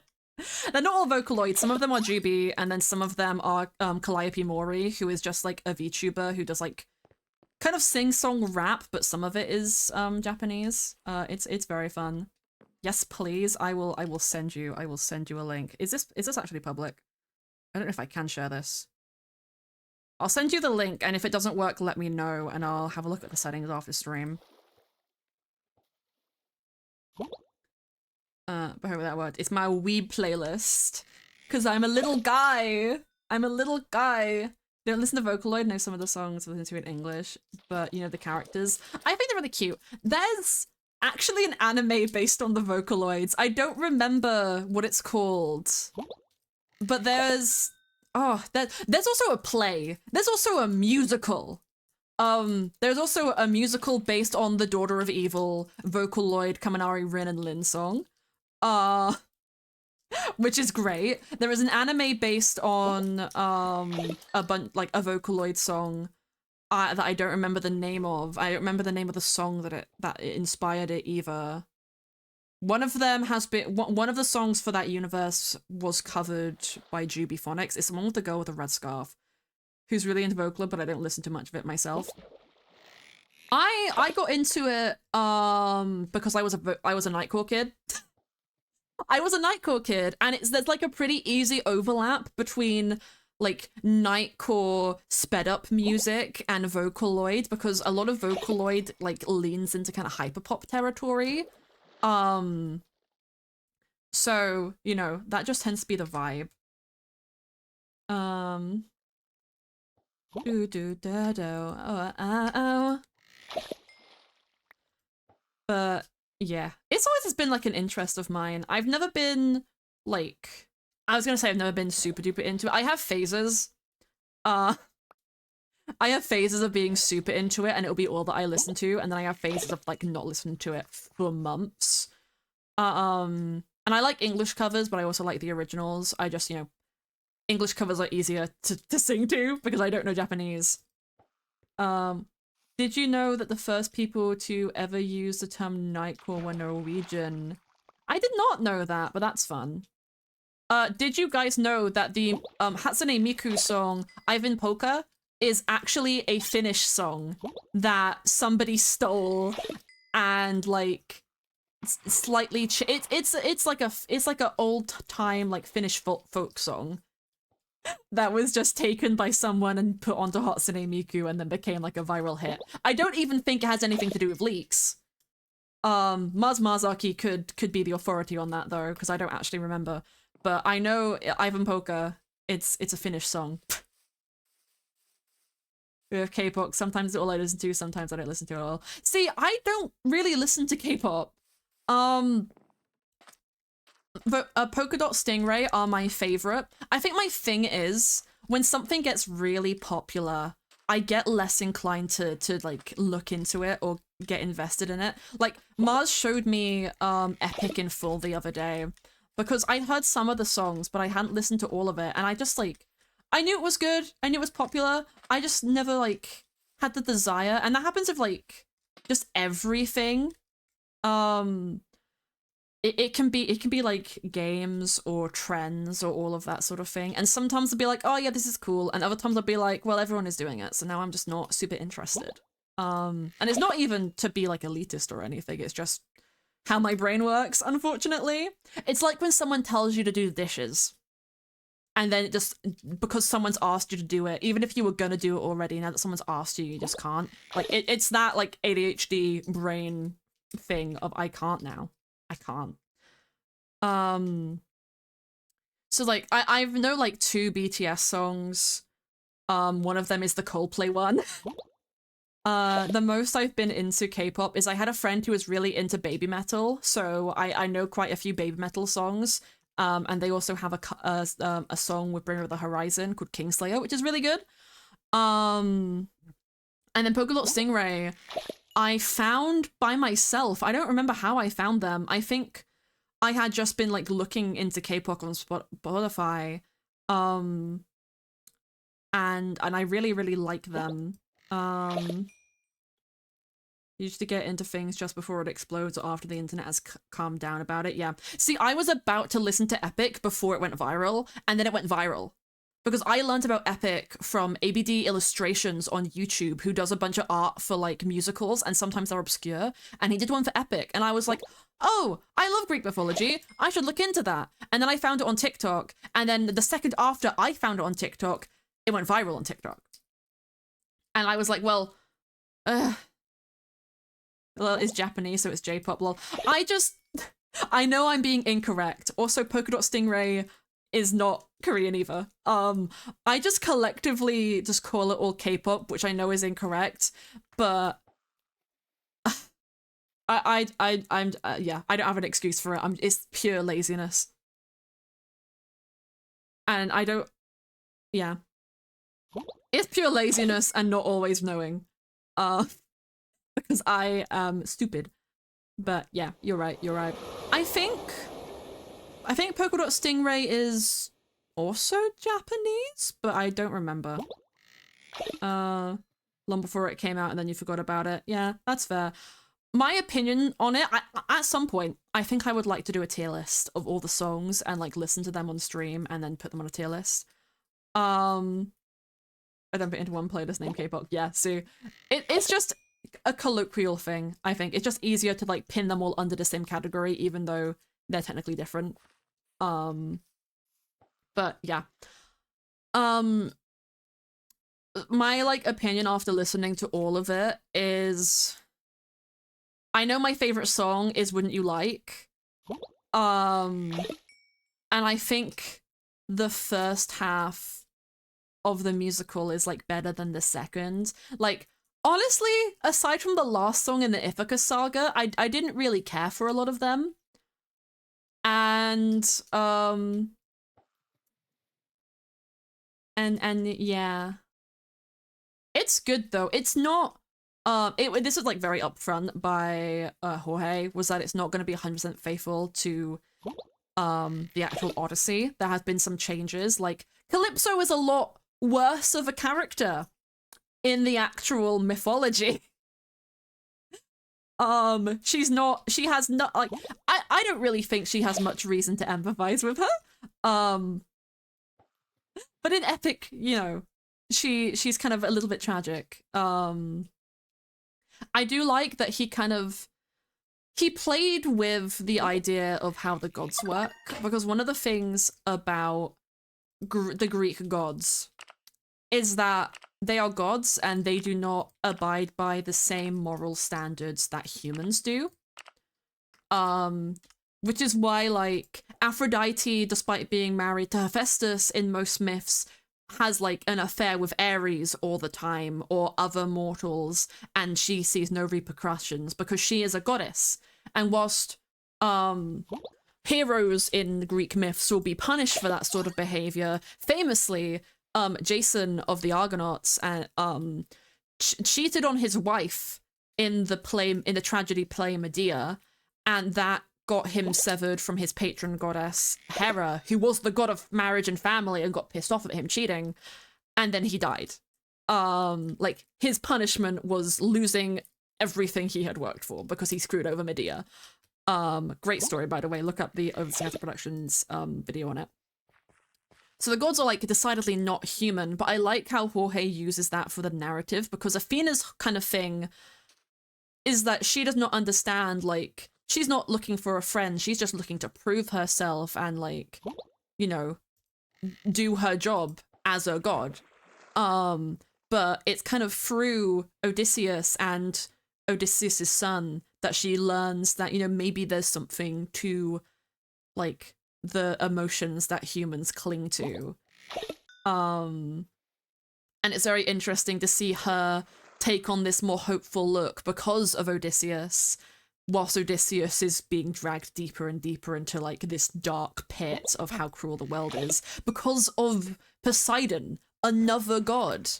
And he just constantly gets screwed over by gods. Like, the two gods who help him is Athena, who then abandons him, and then Hermes, who is delightful. But yeah, I like how that's played with, and I think the changes that were made, the only change that I don't agree with is, and don't quote me because I haven't actually read the Odyssey myself. Everything I know about it comes from over sarcastic productions. But in, like, the final, like, confrontation between the suitors and Odysseus, Telemachus also helps fight them. And he didn't really do much in Epic. He just kind of, like, tried to be cool and then got attacked. So that his dad could get pissed off and finish it. Which I mean, I guess is thematically fine. He wasn't a big part of the story. They also took out the part of Telemachus finding his dad before and, like, planning with him to attack the suitors, but they're, like, minor things, which I'm sure there's different versions of the Odyssey which have those taken out anyway. Though actually, I'm not sure how many divergent versions of the Odyssey exist, but there definitely is some. That's what usually happens with mythology throughout the ages. Especially if it's written in, like, different languages at some point. I'm getting really technical over here. Point being, I should do a tier list stream at some point. I did a tier list recently of my top 30 favorite Pokemon because I was watching an Alpharad video where him and his friends did what they called a Karen lock, because a friend lock already exists, and that's what Salty DK Dan did, which I recommend anyone look up Salty DK Dan's friend lock videos because they're hilarious. But the Karen lock was based after the Elite Four member Karen from Pokemon Red, who is like, you should play Pokemon with your favorites, and that's what matters, basically. And so they drafted their 30 favorite Pokemon, which were the only Pokemon they were allowed to use in a Nuzlocke of Pokemon Emerald. And I think Jaden Animations won with her really strong, like, all of her legendaries and that sort of stuff. So it just kind of, you know, inspired me, and I made my own tier list of my favorite Pokemon out of all of the ones that exist. And I realized how picky I am, because a lot of Pokemon designs that I like, there's not a lot that I love. There is not a lot that I love, but, you know, my babies, most of those spots are taken by Zoroark and Zoroark, because now there's two forms, and I love both of them, and then Absol, because my baby blew up more after the second saga came out, but I've been listening to it since before that, so once again got into it just before it blew up. Very based, yeah. I think, what was the second saga? Because you had the Troy saga, and then it doesn't go straight to the Cersei saga, does it? It might. It might go straight to the Cersei saga. How many sagas are there? Is it... Oh, the Cyclops saga. I didn't know that was what it was called. Okay. So it goes Troy, Cyclops, Cersei, Underworld. The one with Ruthlessness, and then Ithaca? Oh no, Wisdom and then Ithaca. What's the one with Ruthlessness? That's not Underworld, is it?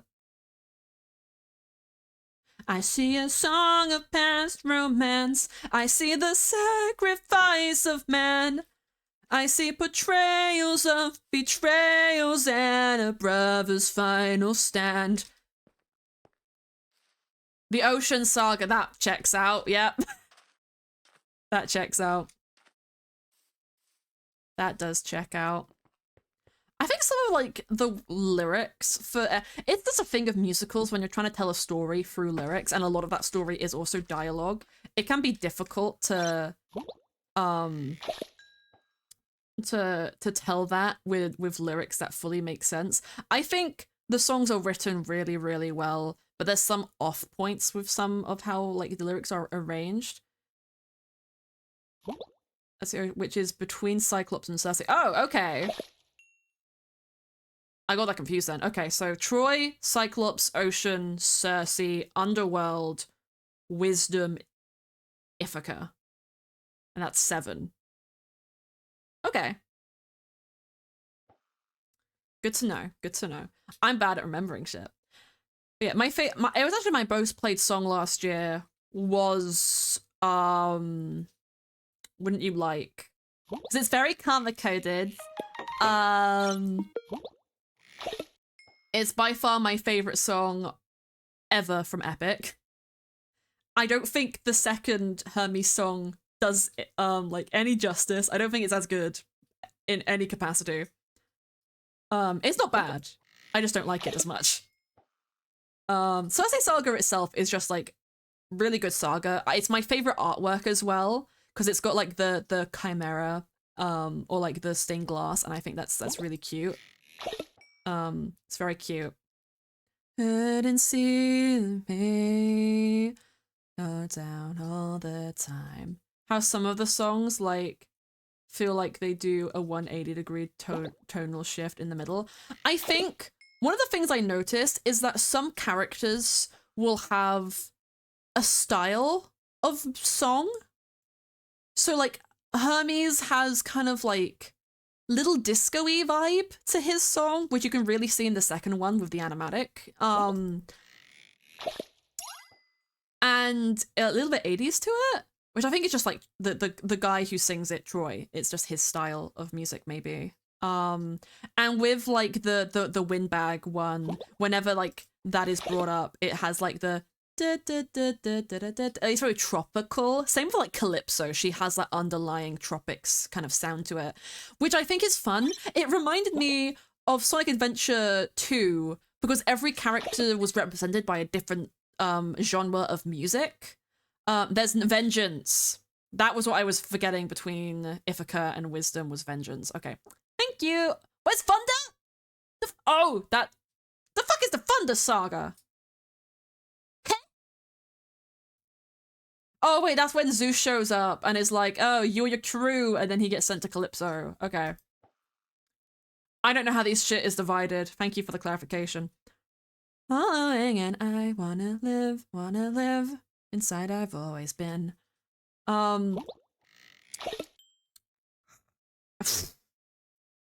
Me when I lost my train of thought. It does that a bit, which I think can be like a little bit of a weird tonal shift. Like when they have the first confrontation with Poseidon after the Cyclops, and then Poseidon is like, you're all gonna die. And then Odysseus comes out with, all I gotta do is just open this bag. And it's a complete like shift. But it's like it fits because it's the wind song, but I get what you mean, Ash, is my point. I do like it. I just think different executions. Not that it's bad. It's not bad in any capacity. I really like it. I just think it could be a difficult. You can never appease everybody, and when you're doing so many things, it can be difficult. But you know, I think my favorite, if I had to pick a top 3, Wouldn't You Like is the top one. I don't know what it's called, but it's the one I was singing earlier. Like, I see a song of past romance. I see the sacrifice of man. That one from the Underworld Saga. I like that one. I didn't actually realize the context it was in until me and Mars listened to it the other day. But I like that one. That's probably my second, and then my top song. Not my top song. My third place song.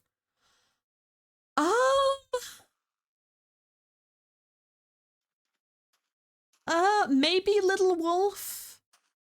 Because I like the video game aesthetic that the Thingamabob has, and I do think it's cute when Athena shows up. Oh, wait, no, I lie.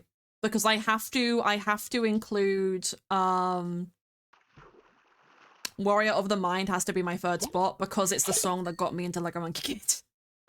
I saw a Warrior of the Mind animatic to, with the Lego Monkey Kid characters, and that's why I started watching the show. So that has to be my that has to be my third place one. Actually, no.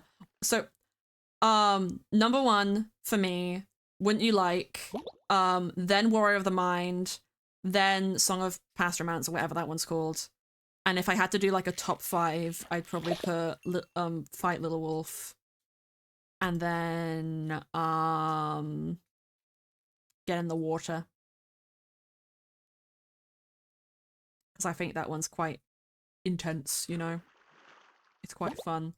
God Games is also good, but my favorite part of God Games is just the it's the Aphrodite, because it's the same artist who sings Library Card, which has been on my Character J playlist for ages, and I love her music. She has a book and an album coming out soon, and I'm so excited. I see a Song of Romance is No Longer You. Yes, that one. I like the God Games part just with Athena in it, and then the Ares bit, because I saw an animatic about that, like, before it was officially released, when they had, like, little demo track of it. I also like the Hera part. And I think it's cute that Jorge's dad is in that song. And the Hera part is just like, I don't know why they made her all groovy. But I saw an animatic where she was like really reserved, and then she whips out the dance suit, and then as Athena's like stumbling over her words, she slowly like reclothes herself, and then she's like, release him, and shoves it off again. It's like, also the peacock feather aesthetic, because that is her animal. Yes, please. Hera is a bitch in the mythology, but you know, she's fun. I liked making her groovy. It was a choice, and it was fun. It was fun. Better. It's fine. Azure. Oopsie daisy. This one isn't even a Vocaloid song. I think that's just a GB Phonics original. And this one's Steven Universe, so I'm actually going to skip it. Shadow. But yeah, that's my that's my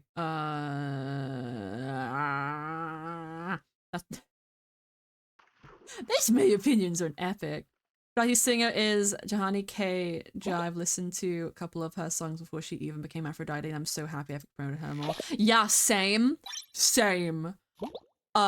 I found her just through like Spotify recommended, Library Card became Character J song, and then I like a couple of her other songs as well, but I don't know them as well, so I don't remember the names off my head. Super excited for her album and her book, because it is very like Greek themed, kind of going off the bat of Epic. I feel like it's a very smart move on her part, and I'm just excited about it. Love her. I'm just bad with names, but yeah, super excited. Other thing, so I mentioned Lego Monkey Kid. I'm sad because we get like 2 Lego sets this year, but it's been like confirmed that there is no work being done on the show right now. It's not been cancelled, or at least if it has been, it hasn't been publicly said. But it has been said by, like, people working on it. The reason that their, like, stuff all says previously worked on Lego Monkey Kid is because they're currently... No one is working on it. No writing is being done. No animation is being done. Nothing is being done. And it doesn't look like anything is going to happen this year in regards to it. So... I'm sad because either the show is going to get cancelled, or... this could be okay, Lego has learned after the fuck up of season 5. It's on hiatus, basically. Indefinite hiatus. It's not even been confirmed that it's a hiatus. It's that bad. But it's basically indefinite hiatus. And I'm so sad about it. I'm hoping that, like, it's been being more promoted in the West, and I'm hoping they're taking this time to like, it's been put on Peacock, which is a streaming service apart from the fucking specials. You can also actually watch it all on fucking YouTube, because it's just on there right now. Not posted by Lego, I don't think. And I just heard that it's recently been put on Canadian streaming services as well. So I think what I'm hoping is, because the show has mainly been targeted in Asia and like China for the past couple of years since its release, even though it does have an English dub and that is pretty popular. It's got like an all-star English VA cast. Like it's got what is it? Sean DeCina, who is the voice actor of Callum in The Dragon Prince, but also Sokka in Avatar: The Last Airbender. It has I forget his name. Goku's voice actor. No, that's Sean Schimmel. Yeah, it's not Sean DeCina. It's Jake's. I can't remember. It's DeCina something. The voice actor from fucking Avatar: The Last Airbender who voices Sokka. I don't remember his fucking name. It has Sean Schimmel, who is Goku's voice actor, who voices Sun Wukong. It now, as of season 4, we have Alejandro Saab, aka the VTuber Sayu. All Might's voice actor has been in it. Matthew Mercer has been in it. There's been some crazy people on this voice list. The voice actress for Amethyst in Steven Universe was in one episode. David D. Mitchell. I think that's his name. I might be thinking of a different person. I'm very bad with names, as you can tell from this entire thing. Point being, there's a great voice acting cast on this show, and I love them. And it seems like they're pushing it more in the West now, because it's gone to America, it's going in Canada, it got taken off of Amazon, and it's being put on other streaming services. So I'm hoping that Lego is just focusing on pushing it in the West, and if it receives, like, positive traction, then, like, they'll also start pushing, like, Lego sets out here, and also, like, put into production a 6th season. And hopefully they'll get fucking Flying Bark back, because I miss the Flying Bark animation. Wild Brain animation, I'm sorry, it's shit. I don't like how it looks. It's a downgrade. It's a fucking downgrade. I'm so passionate about this. It's my favorite show. I convinced another friend to watch Lego Monkey Kid. He's not very far in it. He's just finished the 1st season, but he's liking it so far, so I'm happy. I need everybody to watch it because I love it so much. Me and Mars keep going crazy about it because we love our little monkeys. They're just really cute. They're just lovely guys. And the fandom is just really, really positive community and seems really sweet. You get the weirdos, obviously, but like the art is great. The art community.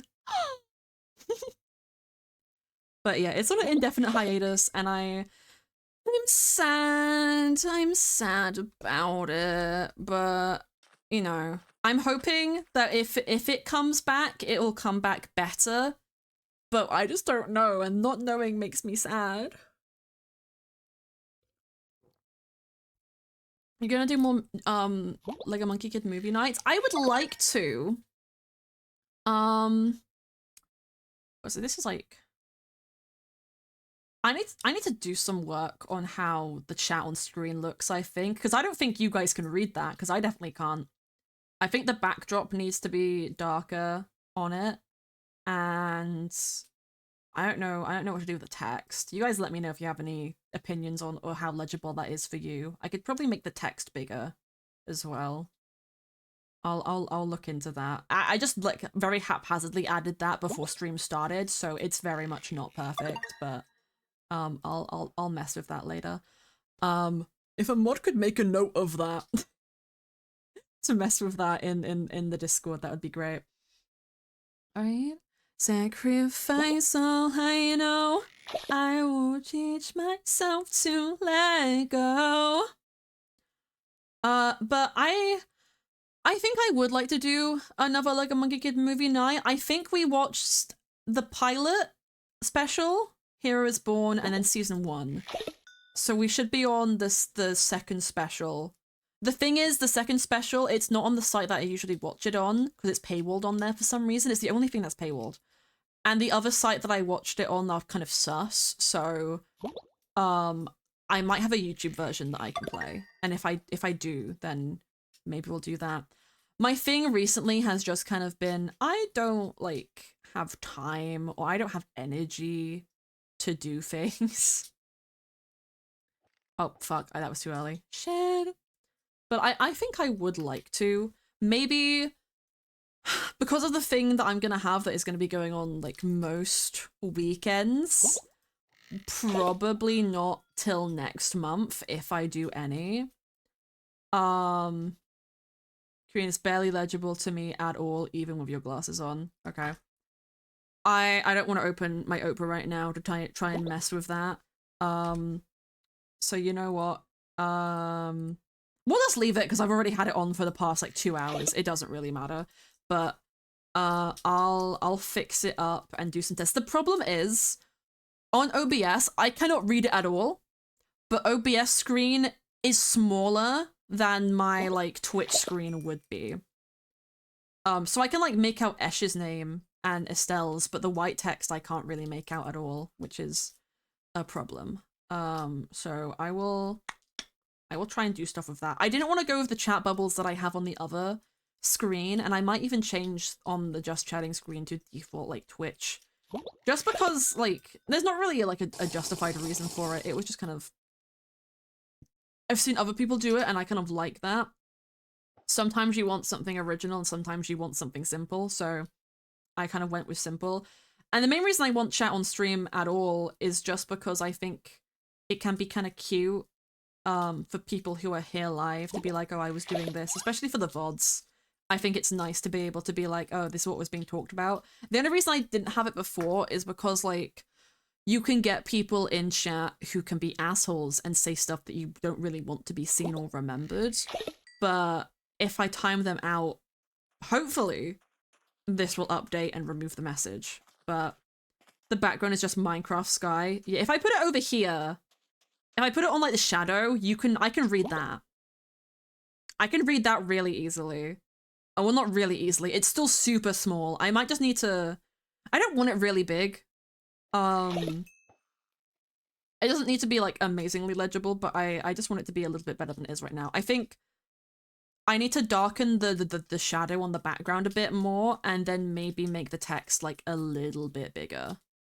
Just a little bit bigger. It's also not positioned completely correctly, but that's my bad completely. Those are my notes on that. But yeah, Lego Monkey Kid is not gonna be around, but it's okay because I have a Palia hyperfixation right now. And Palia will keep me sated for a little while. It has a really cool, like, dragon furniture set, which I want. I'm not vibing with... Oh, that's the Bayonetta theme song. I'm not vibing with that. Actually, I do vibe with that, but I don't want to right now. We're going back to stream playlist. We've already had Stupidium. Are we on? We are on shuffle. Okay.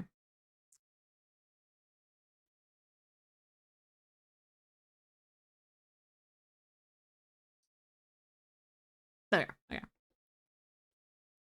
Hey baby, would you done that deal?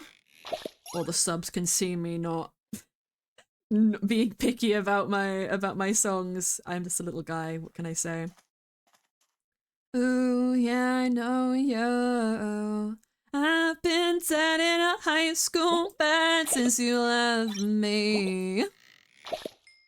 They say with friends like these, who needs anybody else?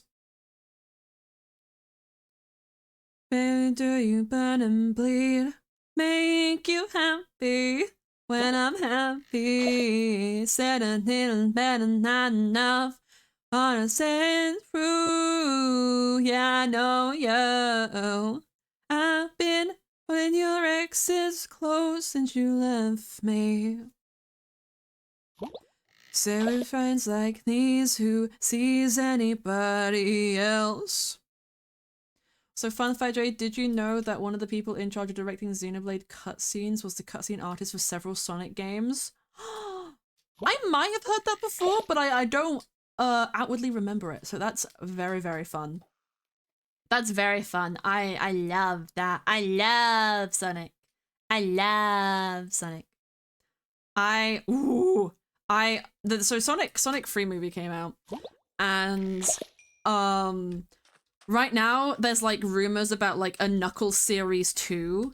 Because the Knuckles series I've heard like mixed things about. It was a show. It wasn't anything to write home about from what I've heard. But it was a show. And sometimes that's all that you need.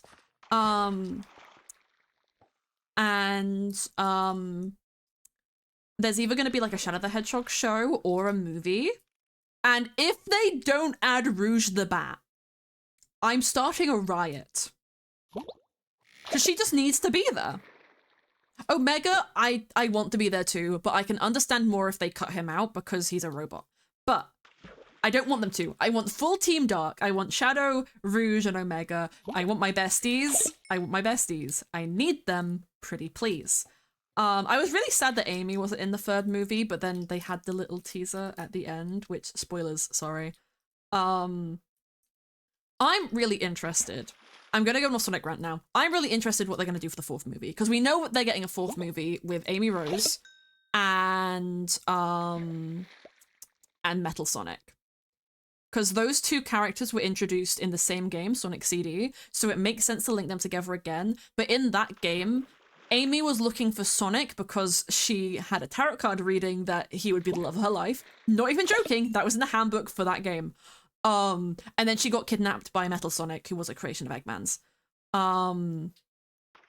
And the whole like game had like some time. The thing is, that game had time travel mechanics of the time stones. They were a thing. You know who else has time travel? Silver the Hedgehog. So, what I'm really, I don't think Silver's gonna be in the fourth movie.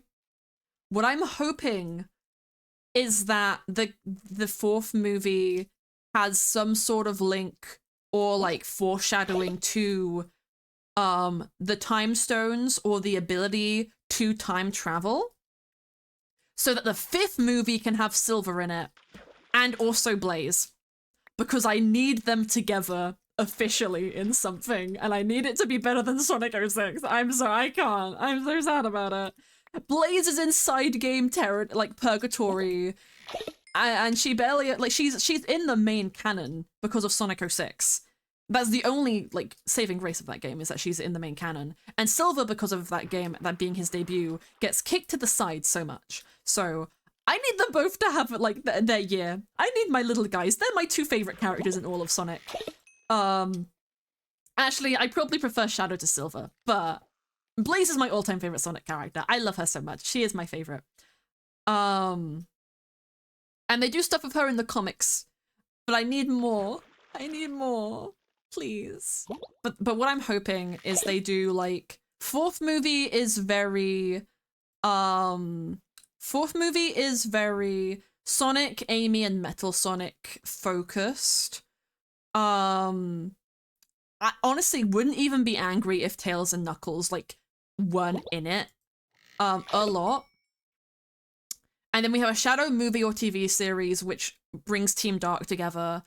Knuckles, there's rumor that they might include Team Chaotix in it, because that was like a thing when they were introduced, which would be really great, because then you can get like pseudo Sonic heroes in the movie universe, especially with Metal Sonic being kind of the big bad right now. And then we can have like Avengers Endgame, they're all here moment at the end where they defeat Metal Overlord. I'm hoping that like Sonic 4 is, at some point, maybe, I don't know, Eggman or Agent Stone were trying to build like a replica of Sonic in robot fashion so they could control it, and now that Eggman has disappeared or is dead, then, you know, there will be like Metal Sonic will be like going rogue and trying to become the Metal Overlord, like, you know, Sonic hero storyline kind of vibe. That's what I'm kind of hoping for, but with a focus on Sonic and Amy. And Amy, they're going for her more modern interpretation, which is like something that movies have been doing, and they did it with like Peach in the Super Mario movie, is they changed their personalities like really drastically for like girl empowerment, which I'm not against it. I like that personality type. I just am like, if this character has never portrayed this sort of personality before, don't give it to them. Like, it has to be, you gotta be faithful to your inspiration, to your character, and if you're not being faithful, it annoys me. Like, Princess Peach in a Super Mario movie, she's not Princess Peach, that's Princess fucking Daisy!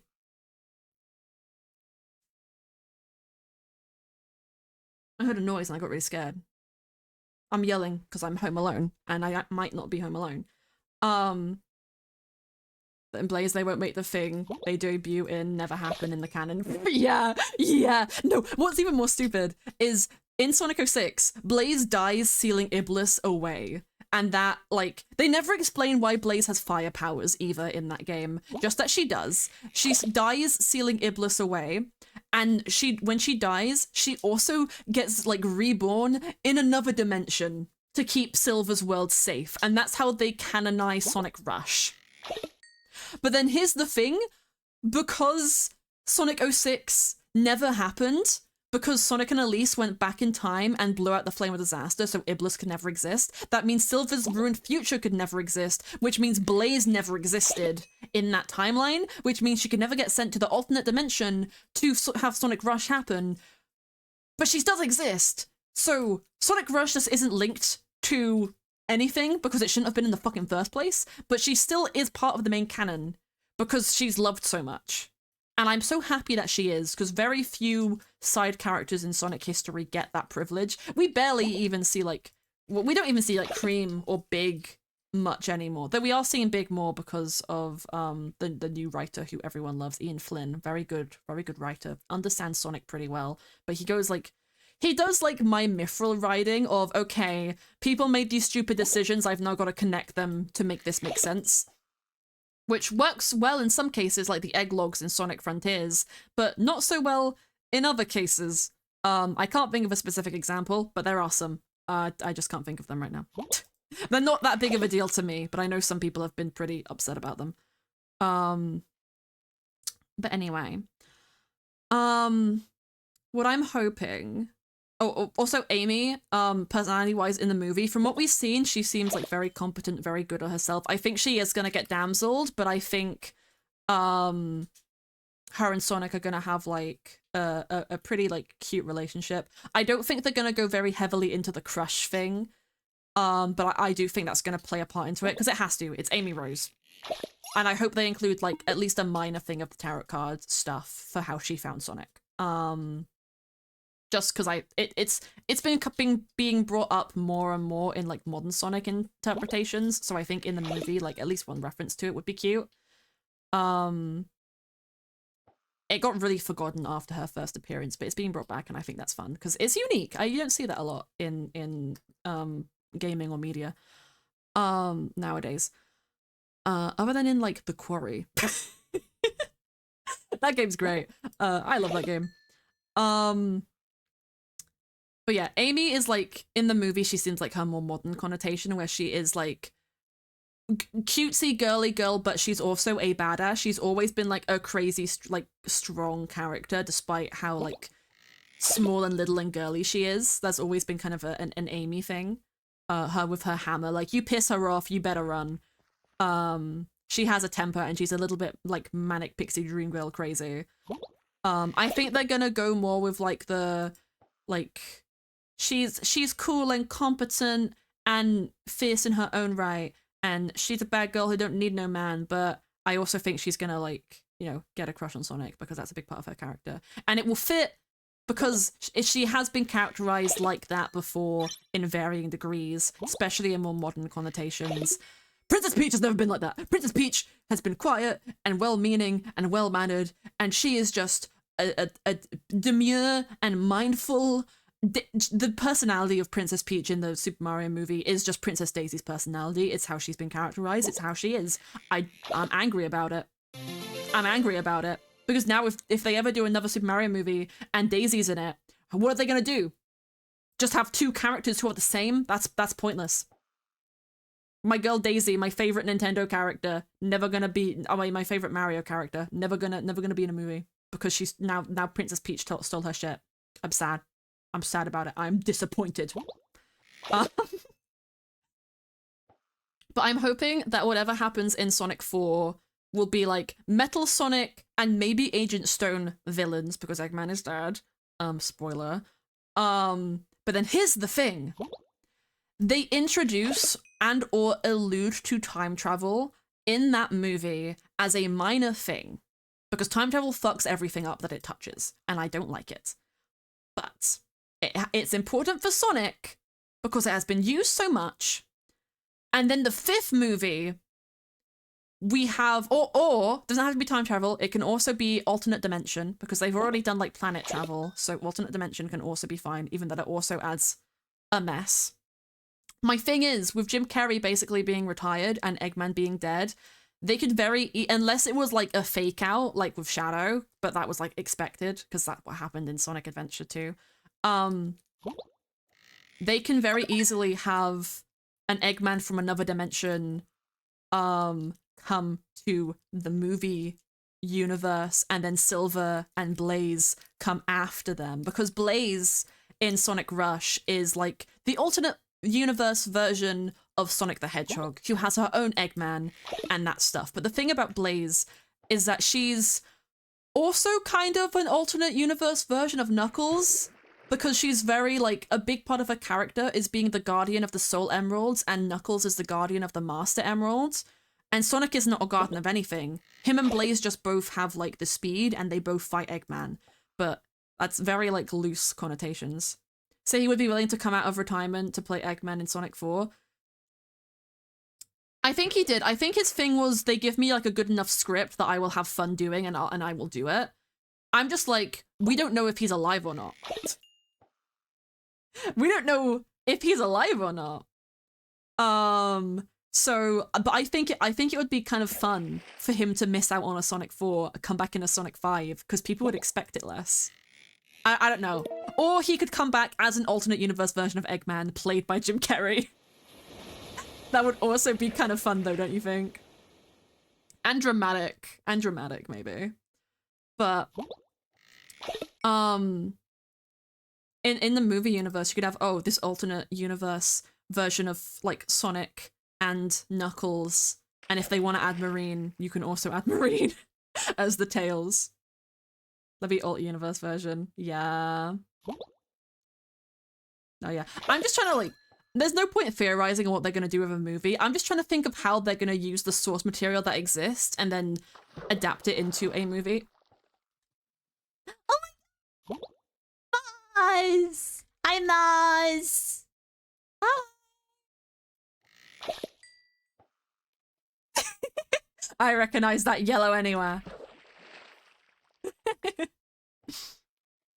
But yeah, I am very much making like crack theory shit right here about what could happen in the future movies, but I don't know what's gonna happen. I'm just excited. I just like Sonic a lot. I'm a little guy. The Sonic and Shadow Generations was really good. The story for it, bringing Maria back, like the writing in that. I love it. I love it. I am sad that they introduced Shadow having all of these cool, like, I'm gonna hydrate. Having these cool alien powers and then got rid of them. Like, I get it. I get it. Because this does actually happen before Sonic Forces, and he does not use them in that game, so I get it. But I want his alien powers back. Because just because Black Doom is gone again doesn't mean he's not an alien anymore. It's part of his DNA. I guess they are a hive. I mean, I think they're a hive mind species. So it makes sense. I like he can go squid mode. He can be a kid now. He can be a squid now. Big Gun is the villain next Sonic going after? No, so there's like a thing. They want to either do a Shadow the Hedgehog movie or TV series, and it's gonna depend on how like popular Sonic 3 is, with which one they do. But I think like if they do that, then Gun is gonna be bigger point in that, because Gun already exists. I'm pretty sure that's what they've referred to it as in like the movie universe. I don't know. I've only watched like the first movie once, and I haven't actually fully watched the other two. I just seen a lot of clips, and I'm a Sonic nerd, so I know most of it. Yeah, that's the organization, yeah. I feel like if they do a Shadow thing, that is where they're gonna go into all of that. Because, like, Shadow, obviously, he was made by Joe Robotnik and already has, like, links to that. They had that in the third movie as well, I'm guessing. Because of course they did. And I think it would make sense. I want to know how they... So, do you know what happens at the end of the third one? I do, yeah. I've seen enough that I know what happens, and I know enough about Sonic to pick anything in between. Like, I know the beginnings and I know the ends of the movies. I'm just not really full on the middle. It's just because I don't go to the cinema, and I don't really have easy places to watch it. I've seen the first movie twice, and one time was in Finnish because I watched it with that little lad over there. That is on my thing right now though, is to watch the other two movies. I've seen the post credits. I was just talking about Amy because I'm like, my girl, love her, love her. I really hope if they do a Shadow show or TV series that they will find a place to put Rouge in, because I know why they didn't. I know why they didn't add her in. But guys, Rouge of the Bat, just don't hypersexualize her, and it's fine. You don't have to give the bat big boobies. She can be covered up, guys. It's okay. Give her fit from Sonic Heroes. That shit was cute. Or even from, like, Sonic Prime. Like, her Sonic Prime outfit was so cute. I have not watched Sonic Prime. I'm bad at watching shows and movies. I will consume video games like a plague. I will watch them on YouTube because I am too poor to buy them. It's a can of worms. They gotta do it right. They gotta be respectful. But if they do a Shadow movie, I feel like it has to have Team Dark in it. It's gotta. Because, like, when, like, going into Sonic 3, I was like, okay, there's been no sign of Amy, who in Sonic Adventure was pretty, like, important because he reminded Shadow of his promise to Maria. And there was no Rouge, who was like... I guess Rouge is harder to make fit because she was a double agent, but you can run with the treasure hunter angle and still make it make sense. Oh my god! I just thought of the cutest thing! So, like, there's been people talking about how, like, the Knuckles series, how it's season 2 might have the Chaotix in it, who are a detective agency. And Rouge is a treasure hunter. What if, like, imagine Knuckles teams up with the Chaotix because someone stole, like, one of the emeralds, and it was Rouge, and that's the whole plot of the season 2. I don't know if they would do that, but I would really like it if they did do that. I would really like it if they did that. I think that would be so cute. That'd be a great way to introduce my girl, because I think the hard thing with her is, other than the sexualization problems, of like her character, I think the problem is, like, in her original appearance, she was tied in as a secret agent in Gun. Oh, hi, Estelle. And I think with, like, the Mobians, as most Sonic fans refer to the animal characters as, because they are kind of alien in the Sonic universe, in the Sonic movie universe, it doesn't make sense for her to be working with Gun. But having her as just, like, a treasure hunter who got her hand on some rings and came to their world and has been, like, doing crime, then it's just, like, justifying where the hell the Chaotix came from. Cannot wait until Silver. I think he looks so cool, and enough about Silver. I just think Skull has powers. I can tell you about Silver the Hedgehog. I can tell you. I love him. He is from the worst game in the series. So Silver the Hedgehog was introduced in the game Sonic 06, which is largely hailed as the worst Sonic game in existence, and one of the worst gaming experiences in existence, because it was released for the PS3 incredibly buggy and unplayable and awful.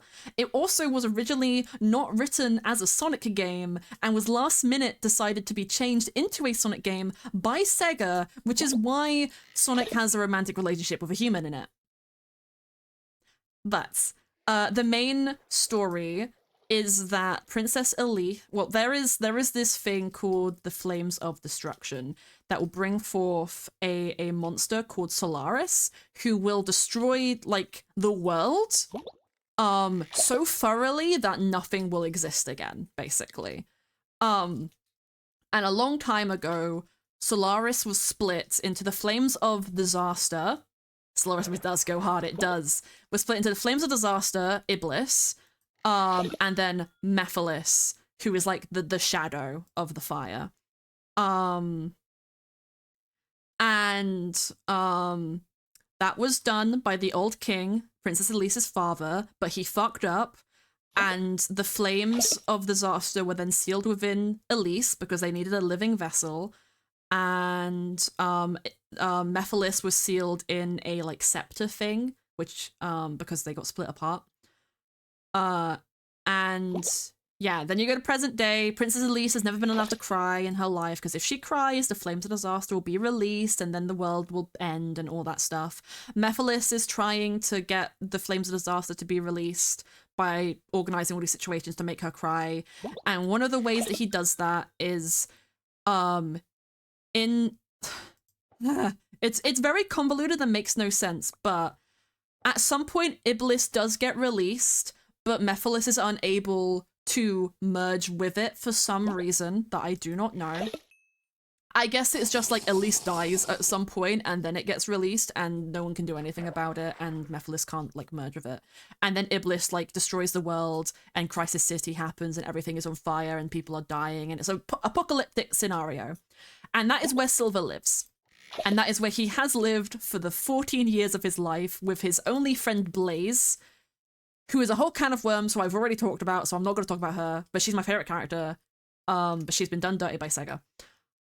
Silver gets mansplained, manipulated into helping Mephiles because Mephiles tells him that Sonic is the person who released the Flames of Disaster and doomed the world, and he sends Silver and Blaze back in time to kill Sonic the Hedgehog. Silver goes back in time, he tries and fails to kill Sonic. He's just a little guy. And he's very much like a dork. He has psychokinesis, which is like upgraded telekinesis. Really bullshit boss battle in the game. People really hate that Sonic guy. They do. But, you know, I love them. I love my little guys. Silver tries to kill Sonic, fails, and keeps getting told by people to, like, knock it off. But he's like, no, he dooms the future. I have to stop him. And then Shadow literally kicks him upside of the head. They both chaos control, open a portal to the past, witness Iblis get sealed in Elise, and then also Shadow traps Mephiles in the scepter, and then they travel back to the present after that, Silver now knowing that Mephiles is evil and was manipulating him, and then he starts helping Sonic. Sonic still dies because of Mephiles, Elise cries, and then Iblis becomes a thing, and then they gather the Chaos Emeralds, Elise kisses Sonic, brings him back to life, and then Sonic, Shadow, and Silver all go Super Saiyan using the Chaos Emeralds and go to the 3 points in time, past, present, and future, which is great because Shadow was created 50 years ago in the timeline, so he's past. Sonic is present because he's like the main one, and Silver is future because he's from the future. And they go to those points in time and they all individually kill Solaris. But yeah, Silver is a cute little guy. They do some stuff with him in the comics, in the Archie comics. And then they erase the timeline from existence so that Iblis and Mephiles and all of that stuff never existed. And the only people who remember Sonic 06 is Sonic, Shadow, and Silver. They are the only people who canonically remember it because of the Super Saiyan thing, probably. And Blaze got killed and sent to another dimension, and I'm gonna lose my mind over it. Silver still shows up. He doesn't have a lot of relevance nowadays because I don't think they know how to do anything with him being from the future. They did some cool things in the Archie comics with him though. That I don't remember. He had this one arc where it was like the gold era where he goes back to his future and everything seems idyllic and nice, but then he learns that like powers like he has, people are getting arrested for having, and there's like an organization and an order, and it's one of those like, this place seems idyllic, but it's actually oppressive, and there's stuff going on. Unfortunately, that issue of the Archie comics was never finished because Archie Sonic comics stopped going, and now they do IDW. And he is in that. That is like jumped off of Sonic Forces, where they had a whole comic to explain why Silver was in Sonic Forces in the first place, which came down to, oh yeah, hi, I'm Silver. No, wait. It was Knuckles protecting the Master Emerald. Silver shows up. Oh my god, Knuckles, the future is bad again. We gotta do something. That's not how time travel should work in any sort of media. Doesn't Mephiles also have a move called the move that kills Sonic? And then he tried to use that move on Shadow once, but it didn't work since he's not Sonic. They have a Mephiles boss battle in Sonic X Shadow Generations, the Shadow Path, where his whole thing is like, I want to exist, and it's so fun. And Shadow's like, I don't know who you are, but then the final thing he says in that fight is like, kind of feels like maybe you don't, but maybe you also do. Like, I don't know how much I believe that he doesn't. Like, maybe Shadow's just being petty because like, you don't exist and I'm not talking about you, even though you're right in front of me. Like, I love my guy. But, like, personality wise, Silver has probably like Silver is like the most overpowered character in Sonic, because psychokinesis means he can lift anything and everything, freeze people in place, he can fly, and in the like comic world, that is a limitless ability.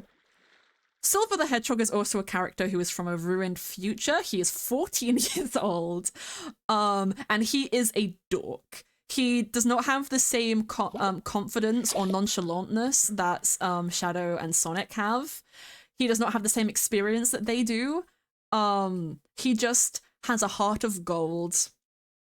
And I love him for that. I love him so much. He is one of my favorite characters in Sonic, and I want Sonic Movie 5 to have Silver in it, which is the only reason I would ever want time travel in something, is because of him. Honestly, if anyone's a Sonic fan or just wants to like hear Sonic things, Al the Boy on YouTube does some really good like fixing Sonic video. They're not really fixing Sonic, they're character analyses, and then what his opinion is on how these characters should be written moving forward. And he brings up a lot of good points because he draws from past games and characterizations and then points out like what is good, what is bad, like why that works, why that doesn't work. And he does a whole big episode about Silver and how like messy the future thing is and the different ways that it could be made to work. Saw a theory about the Metal Sonic being from the future, and that's how they'll bring in Silver after. Ooh! Ooh, I really like that, actually. I really like... I was thinking, like, either Eggman made him or Agent Stone, but I don't know, like... I feel like Agent Stone is, like... He's evil because he's loyal to Eggman, and without Eggman, he doesn't really have a lot going on. So I feel like he could be really good to use in like a Shadow movie as like their gun link. I think he still works for Gun, I don't remember. Because he's not really a bad guy. He just likes a bad guy. He just likes him. He just likes making him laugh. He just likes him. But wouldn't be disappointed if he stepped up as the bad guy. I think like I saw a clip where he was like, I just got you back, I can't lose you again. And I'm like, oh, if he had like a villain arc, I wouldn't hate it. Like a proper one, where it's his own ideals because he's just sad that Eggman is gone. But yeah, my little guys. I love the idea though that Metal is from the future, because oh my god. We've already seen what Sonic's quills can do. Imagine if they actually found like a way, like a full way to like utilize that or something. I'm glad they've not gone with the like roboticization thing in the movies, because they've done that a lot in like the cartoons. That was a big part of the Archie comics as well. It might be in the IDW comics. I don't remember. But it can be a little bit messy. fun for drama though. In the Archie comics, Sonic's dad got turned into a robot. Actually, both of Sonic's parents and his uncle got turned into robots. And then they like lost their free will, and then they got turned back normal, but they actually can't change his dad back to normal because his dad will like die. So his dad is just a robot. I think that was the Archie comic plot. But he has his free will now, so that's all that matters. Archie Sonic comic was wild. They had time travel because of Silver, and then they also had different dimensions. They had evil Sonic. They had evil Sonic the Hedgehog from another dimension. They had the Dimension Police, and all the characters were like Sonic and Zada. I'm not even kidding. They just changed all the beginning letters of their names to be a Z. Archie Sonic comic was wild. That is also the longest running comic issue in existence. I don't think it's been overtaken yet because it had like 300 issues. Yeah, my son. I was not intending to talk about Sonic today, but this is what happens. I love Sonic. I need to play Frontiers. I have like Adventure 1 and 2 and Sonic 3 and Frontiers, but I haven't played any of them. I'm just very bad at playing video games. Sometimes I just get like really invested in one, and then that's all that I do. Oh my god, I've almost been here for 3 hours. I've been fishing for 3 fucking hours. I'm almost level 15. I was level 14 when I started. Frontiers thought it was fun. Yeah, it seems very, very fun. I wanna give it a go, especially with the extra DLC, the free DLC updates that they had, which like improves some quality of life stuff. I think those are really fun. Conceptually, I like that they let you play as Tails, Amy, and Knuckles. I don't think the plot justification is as amazing, but it's very fun. The theater, I heard the worst thing I've ever heard in my life. As some theory in my head, someone said they hope that Amy, Shadow, and Sonic have a love triangle. I pray to all gods they do not do that. Oh. Yeah, no, don't. Like, Amy's thing in the games has been seeing Spiky Head Hedgehog, thinking it's Sonic, getting confused, and then immediately apologizing. But she's never been seen to have, like, affection for any other character other than Sonic. Sonic has never been really seen to reciprocate that, though Frontier's, like, kinda, but it's very low-key. And Shadow just is no. Shadow's just no. So, all I want, all I want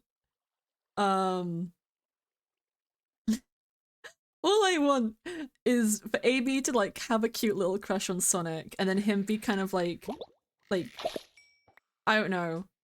He doesn't need to be weird about it. He doesn't need to run away like the original Sonic characterization did.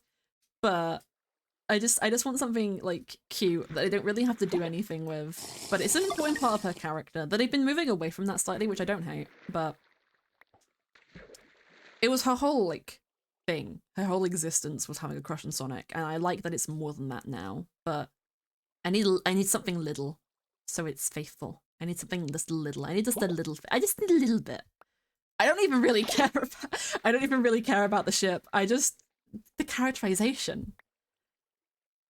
The characterization.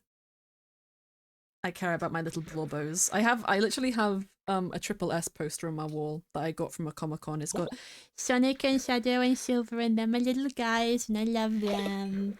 And I love them so much.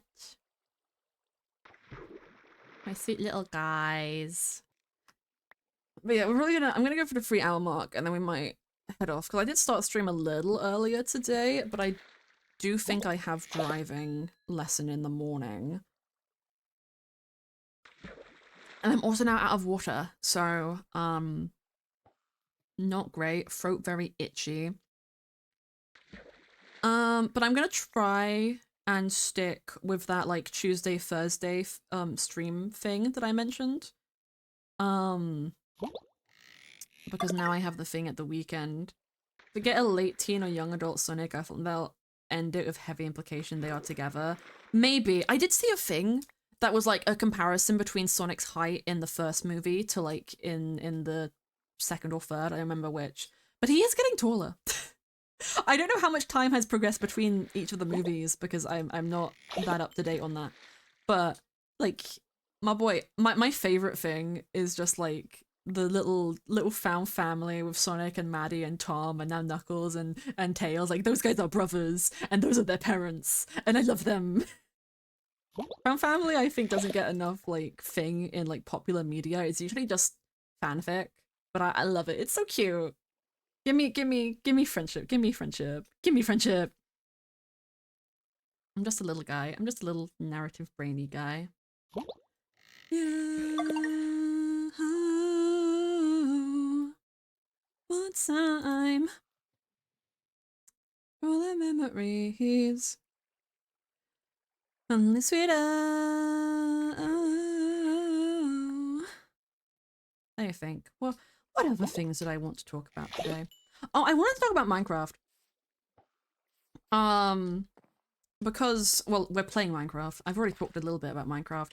People have been talking about the updates because there's been something about like wildflowers and then leaves falling off trees. And they seem very, very cute. Very cute little minor like things. I'm not sure if those are like confirmed updates that are coming, but with the Tuesday Thursday schedule I probably won't be able to make it to many streams. It'll mainly be until next month because I can't guarantee Friday, Saturday, Sunday ones because of the thing I signed up for, but that's only lasting till like the first week of next month. And then after that, they'll be free and I'll probably do like a schedule reshuffle. So it's a tentative temporary schedule, Estelle, just to give me something. Like I want to get back into being more consistent with streaming, and I think having a schedule will help me with that. But it's just like a couple of weeks. So don't you worry. So don't you worry. And we have to also see if I stick to it, is the thing.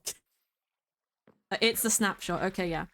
But because I watch a lot of Hermitcraft people, I keep just hearing them like complain, hey, Mojang, where's the inventory update? Where's the inventory update? And I was thinking about it today because Minecraft inventory, like it's like relatively big. How many spaces in that? It's like it's like 5 times 9. 36. 27 plus 9 hotbar, okay. Yeah, 36, okay. Me doing quick maths. But you know, it's a decent size. But one of the things I was talking about earlier with Minecraft is that it is a game where you can do anything.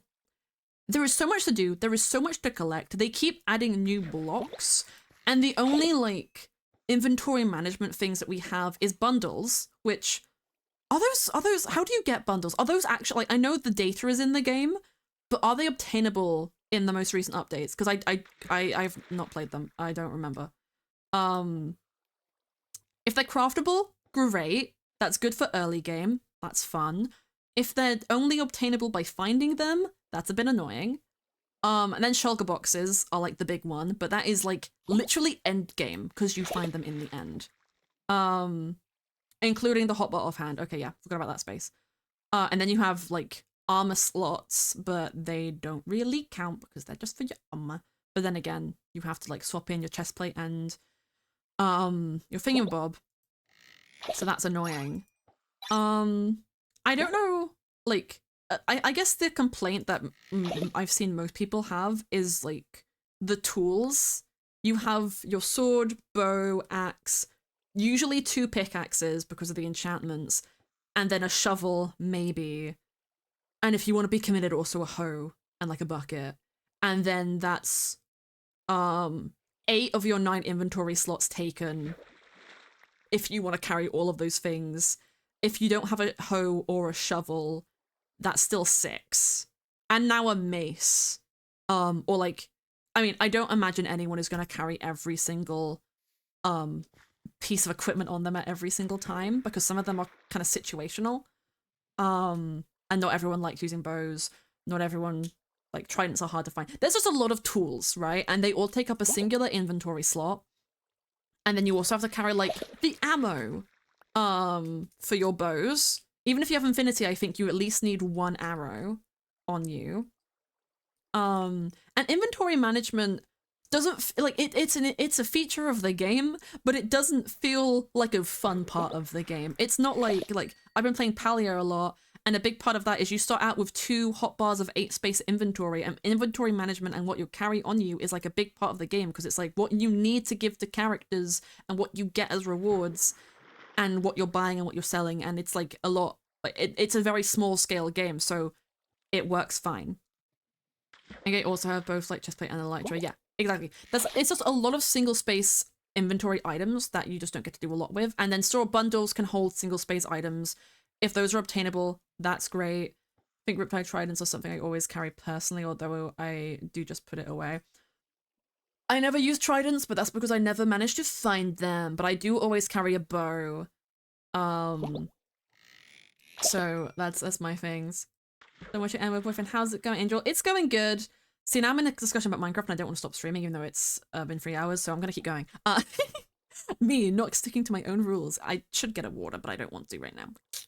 It's fine. Usually when I get shulkers, I always carry extra stuff in that. Yeah, but like, shulkers I feel like are like, you have all your blocks or you have a shulker for like your backup stuff. That's what I would use shulkers for, and then you can have an ender chest with more shulkers in it. But again, that's late game stuff. And what I usually find when I'm not playing modded, because if I'm playing modded, I have a backpack mod, is that I run out of inventory space super quickly just mining or adventuring or exploring, and it can be really annoying. Yeah, it's so much to go through, but here's my thing. There is like only one thing that I can think of that Mojang could add to fix the inventory that would not feel modded. Because that's a big thing with them, is they don't want to introduce a feature that lacks that vanilla feel. And I guess once something has become familiar to us, it then gains that vanilla feel. But there's only so much you want to change the game. Like, they cannot completely reshape the inventory process this far into the game's lifespan, because people would complain more than they would appreciate it. The idea that I had earlier, and I don't know what it would be called, because what mainly comes to mind is like calling it a utility belt, but I don't think that like that feels like a modded item calling it that, so I think it needs something more whimsical. Like, bundle is a bundle. It needs something more like that. And I think it could be like a mid to late game thing that you can find or get, like probably like something in the overworld that isn't super easy, or something with Neverite that is expensive. And in my head, all it needs to do is be able to hold 4 tools, and that's specifically tools, like your axe, pickaxe, shovel, and hoe. 4 spaces for 4 tools, and then you can swap those out so you can have an axe, 2 pickaxes, and a shovel, or whatever stuff you need. And then that takes up 1 inventory slot, and then if you like hold it and like shift scroll, you can swap between them. I feel like that could be like a very small inventory improvement, because those are the main tools people are going to use along with a sword. Because not everybody uses a bow, not everybody like finds and uses a trident. Like, people want them, obviously, but early game, not everyone is going to have them. Even late game, like, people might not always use them. It just depends on people's playstyle. So I think, like, I think it's a good idea, but it's making it not feel modded is the problem. But I keep hearing people talk about it. I don't really have a problem with the inventory. I do think it can be a bit small, and I really like playing with mod packs. But I'm the kind of person to like hyper-organize my inventory. It can just cut your mining trips a bit short sometimes. But you know, that's a really cool staff. Sorry, I got distracted by the demon. But yeah. There's a lot to think about in game design. I really like game design. I think it's very fun. I think it's a lovely time. Tee hee. But it's hard to compare like Minecraft inventory to like Stardew Valley or something, because They have like similarities, but they're not the same. Especially with like Stardew Valley, you have to upgrade your inventory space, whereas in Minecraft, you just start out with all of that. And first, like starting out, that's pretty like decent spacage to have 74, not 74, 37. Why did I get 74 from? What the fuck is wrong with me? But it's good. Is good. But yeah, I just think about that earlier. I was like, I've seen at least 3 people, and they're all Hermitcraft, just complain about the inventory. That's a magical property thing. I think an enchantment on a chestplate that lets you carry more could be cool. Ooh. Yeah, the only thing would be like, where would they put that space? Because they very obviously don't want to have like backpacks because they have shulker boxes. So I wonder, like, I'm blinking so much. I wonder where they would put that extra space, like if it would just be to the side. I feel like they would deem that too modded though, is the issue. I'd love like a dedicated space for an elytra so you could have a chest plate on with it, but I do also get like there's a bonus and drawback to it that I like in the stuff. Like you get that extra protection by wearing your chest plate, but with an elytra you get flight and like easy escape. It just makes you a bit more squishy. But if you have Neverite, it's not that big of an issue. Make an exception since you could only have one chest plate. Maybe. I can't see them doing it, but I like the idea. I really like the idea. But I don't think they're ever gonna update the inventory in like a substantial way.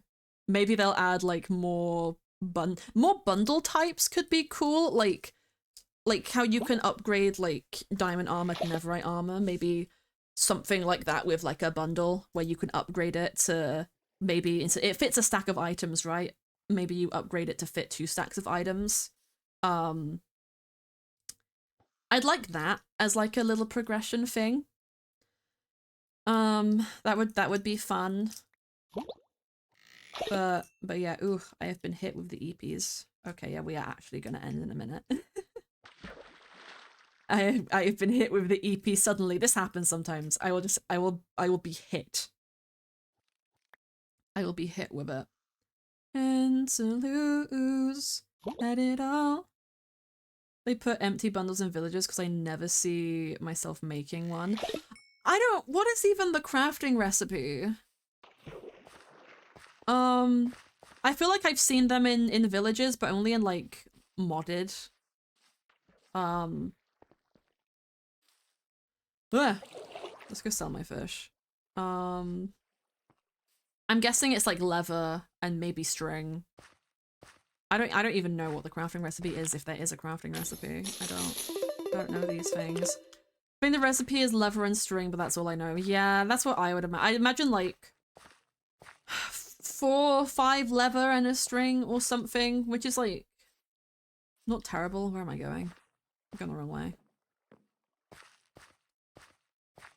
Oh no, that's the wrong way. Where am I? Where are you? And I'm so sorry. Okay, it's over there. Oh, it's actually up there. I cannot dream, cannot sleep tonight.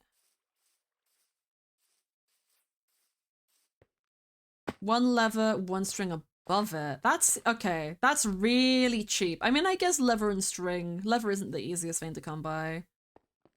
1 string is cheap. Yeah. I guess it does only give you like 64 things you can put away, and it doesn't even work with all items. I don't think you can put like a bed in there. Or stuff like that. I don't remember though. I haven't used them enough to know, honestly. I got 4 legendary fairy goldfish. Wow. I'm so rich. Because I never spend my money. Do I have any... I do have a couple chests. I'm never gonna get a skin. I'm never gonna get a skin. I'm never getting a skin. Yeah. This game hates me. Let's see if I can get any more chests from this guy. Yes. Common treasure chest. Angler tokens. Okay. Common treasure chest. Still not there, still not there. Getting there on these things. Almost back up there with those. Okay, let's see. 2 more common treasure chests. These aren't gonna give me anything though. These are just gonna give me little baby things, but that's better than nothing. Okay, that's fun. We literally did not, we literally did not get, and I'm missing 4 fish. I have not caught. Did I actually catch one of these? No, no, I'm still missing 4 fish. Okay. This game hates me. It hates me, but that's okay. That's okay. Only works with stackable items. Yeah, so it's just for your, like... Wait, only works with stackable items?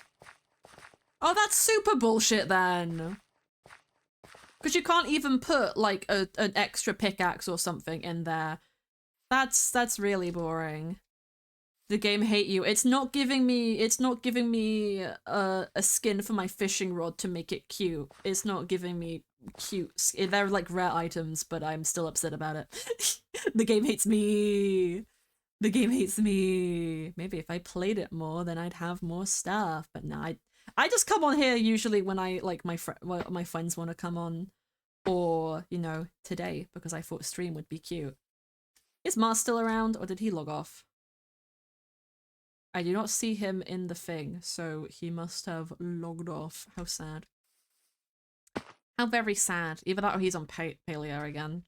Palia. I can't pronounce them. I can't pronounce any of the names in that game. It's a problem. But yeah, bundle, I mean, it's useful if you have like 5 diamonds and you don't want them taking up a inventory slot, but it seems just very niche. Like, it has a use, but most people don't use it, and it makes sense why most people do not use it. I think you can color them now. I think you can make them different colors. I think either having like an upgradable... Okay, maybe this. You have 3 types of bundles. And one of them is an upgrade that can hold 2 stacks of items, non-stackable, or all that are stackable. And the other one is an upgrade that lets it hold non-stackable items, but you can only take 1. So then it's like, okay, do I take the more, like, inventory space, or do I take it so it's still 64 but it can hold my axe? Like, I think that could be... I'm just running around. I don't know where I'm going. I'm ending stream in like a minute, so I'm running.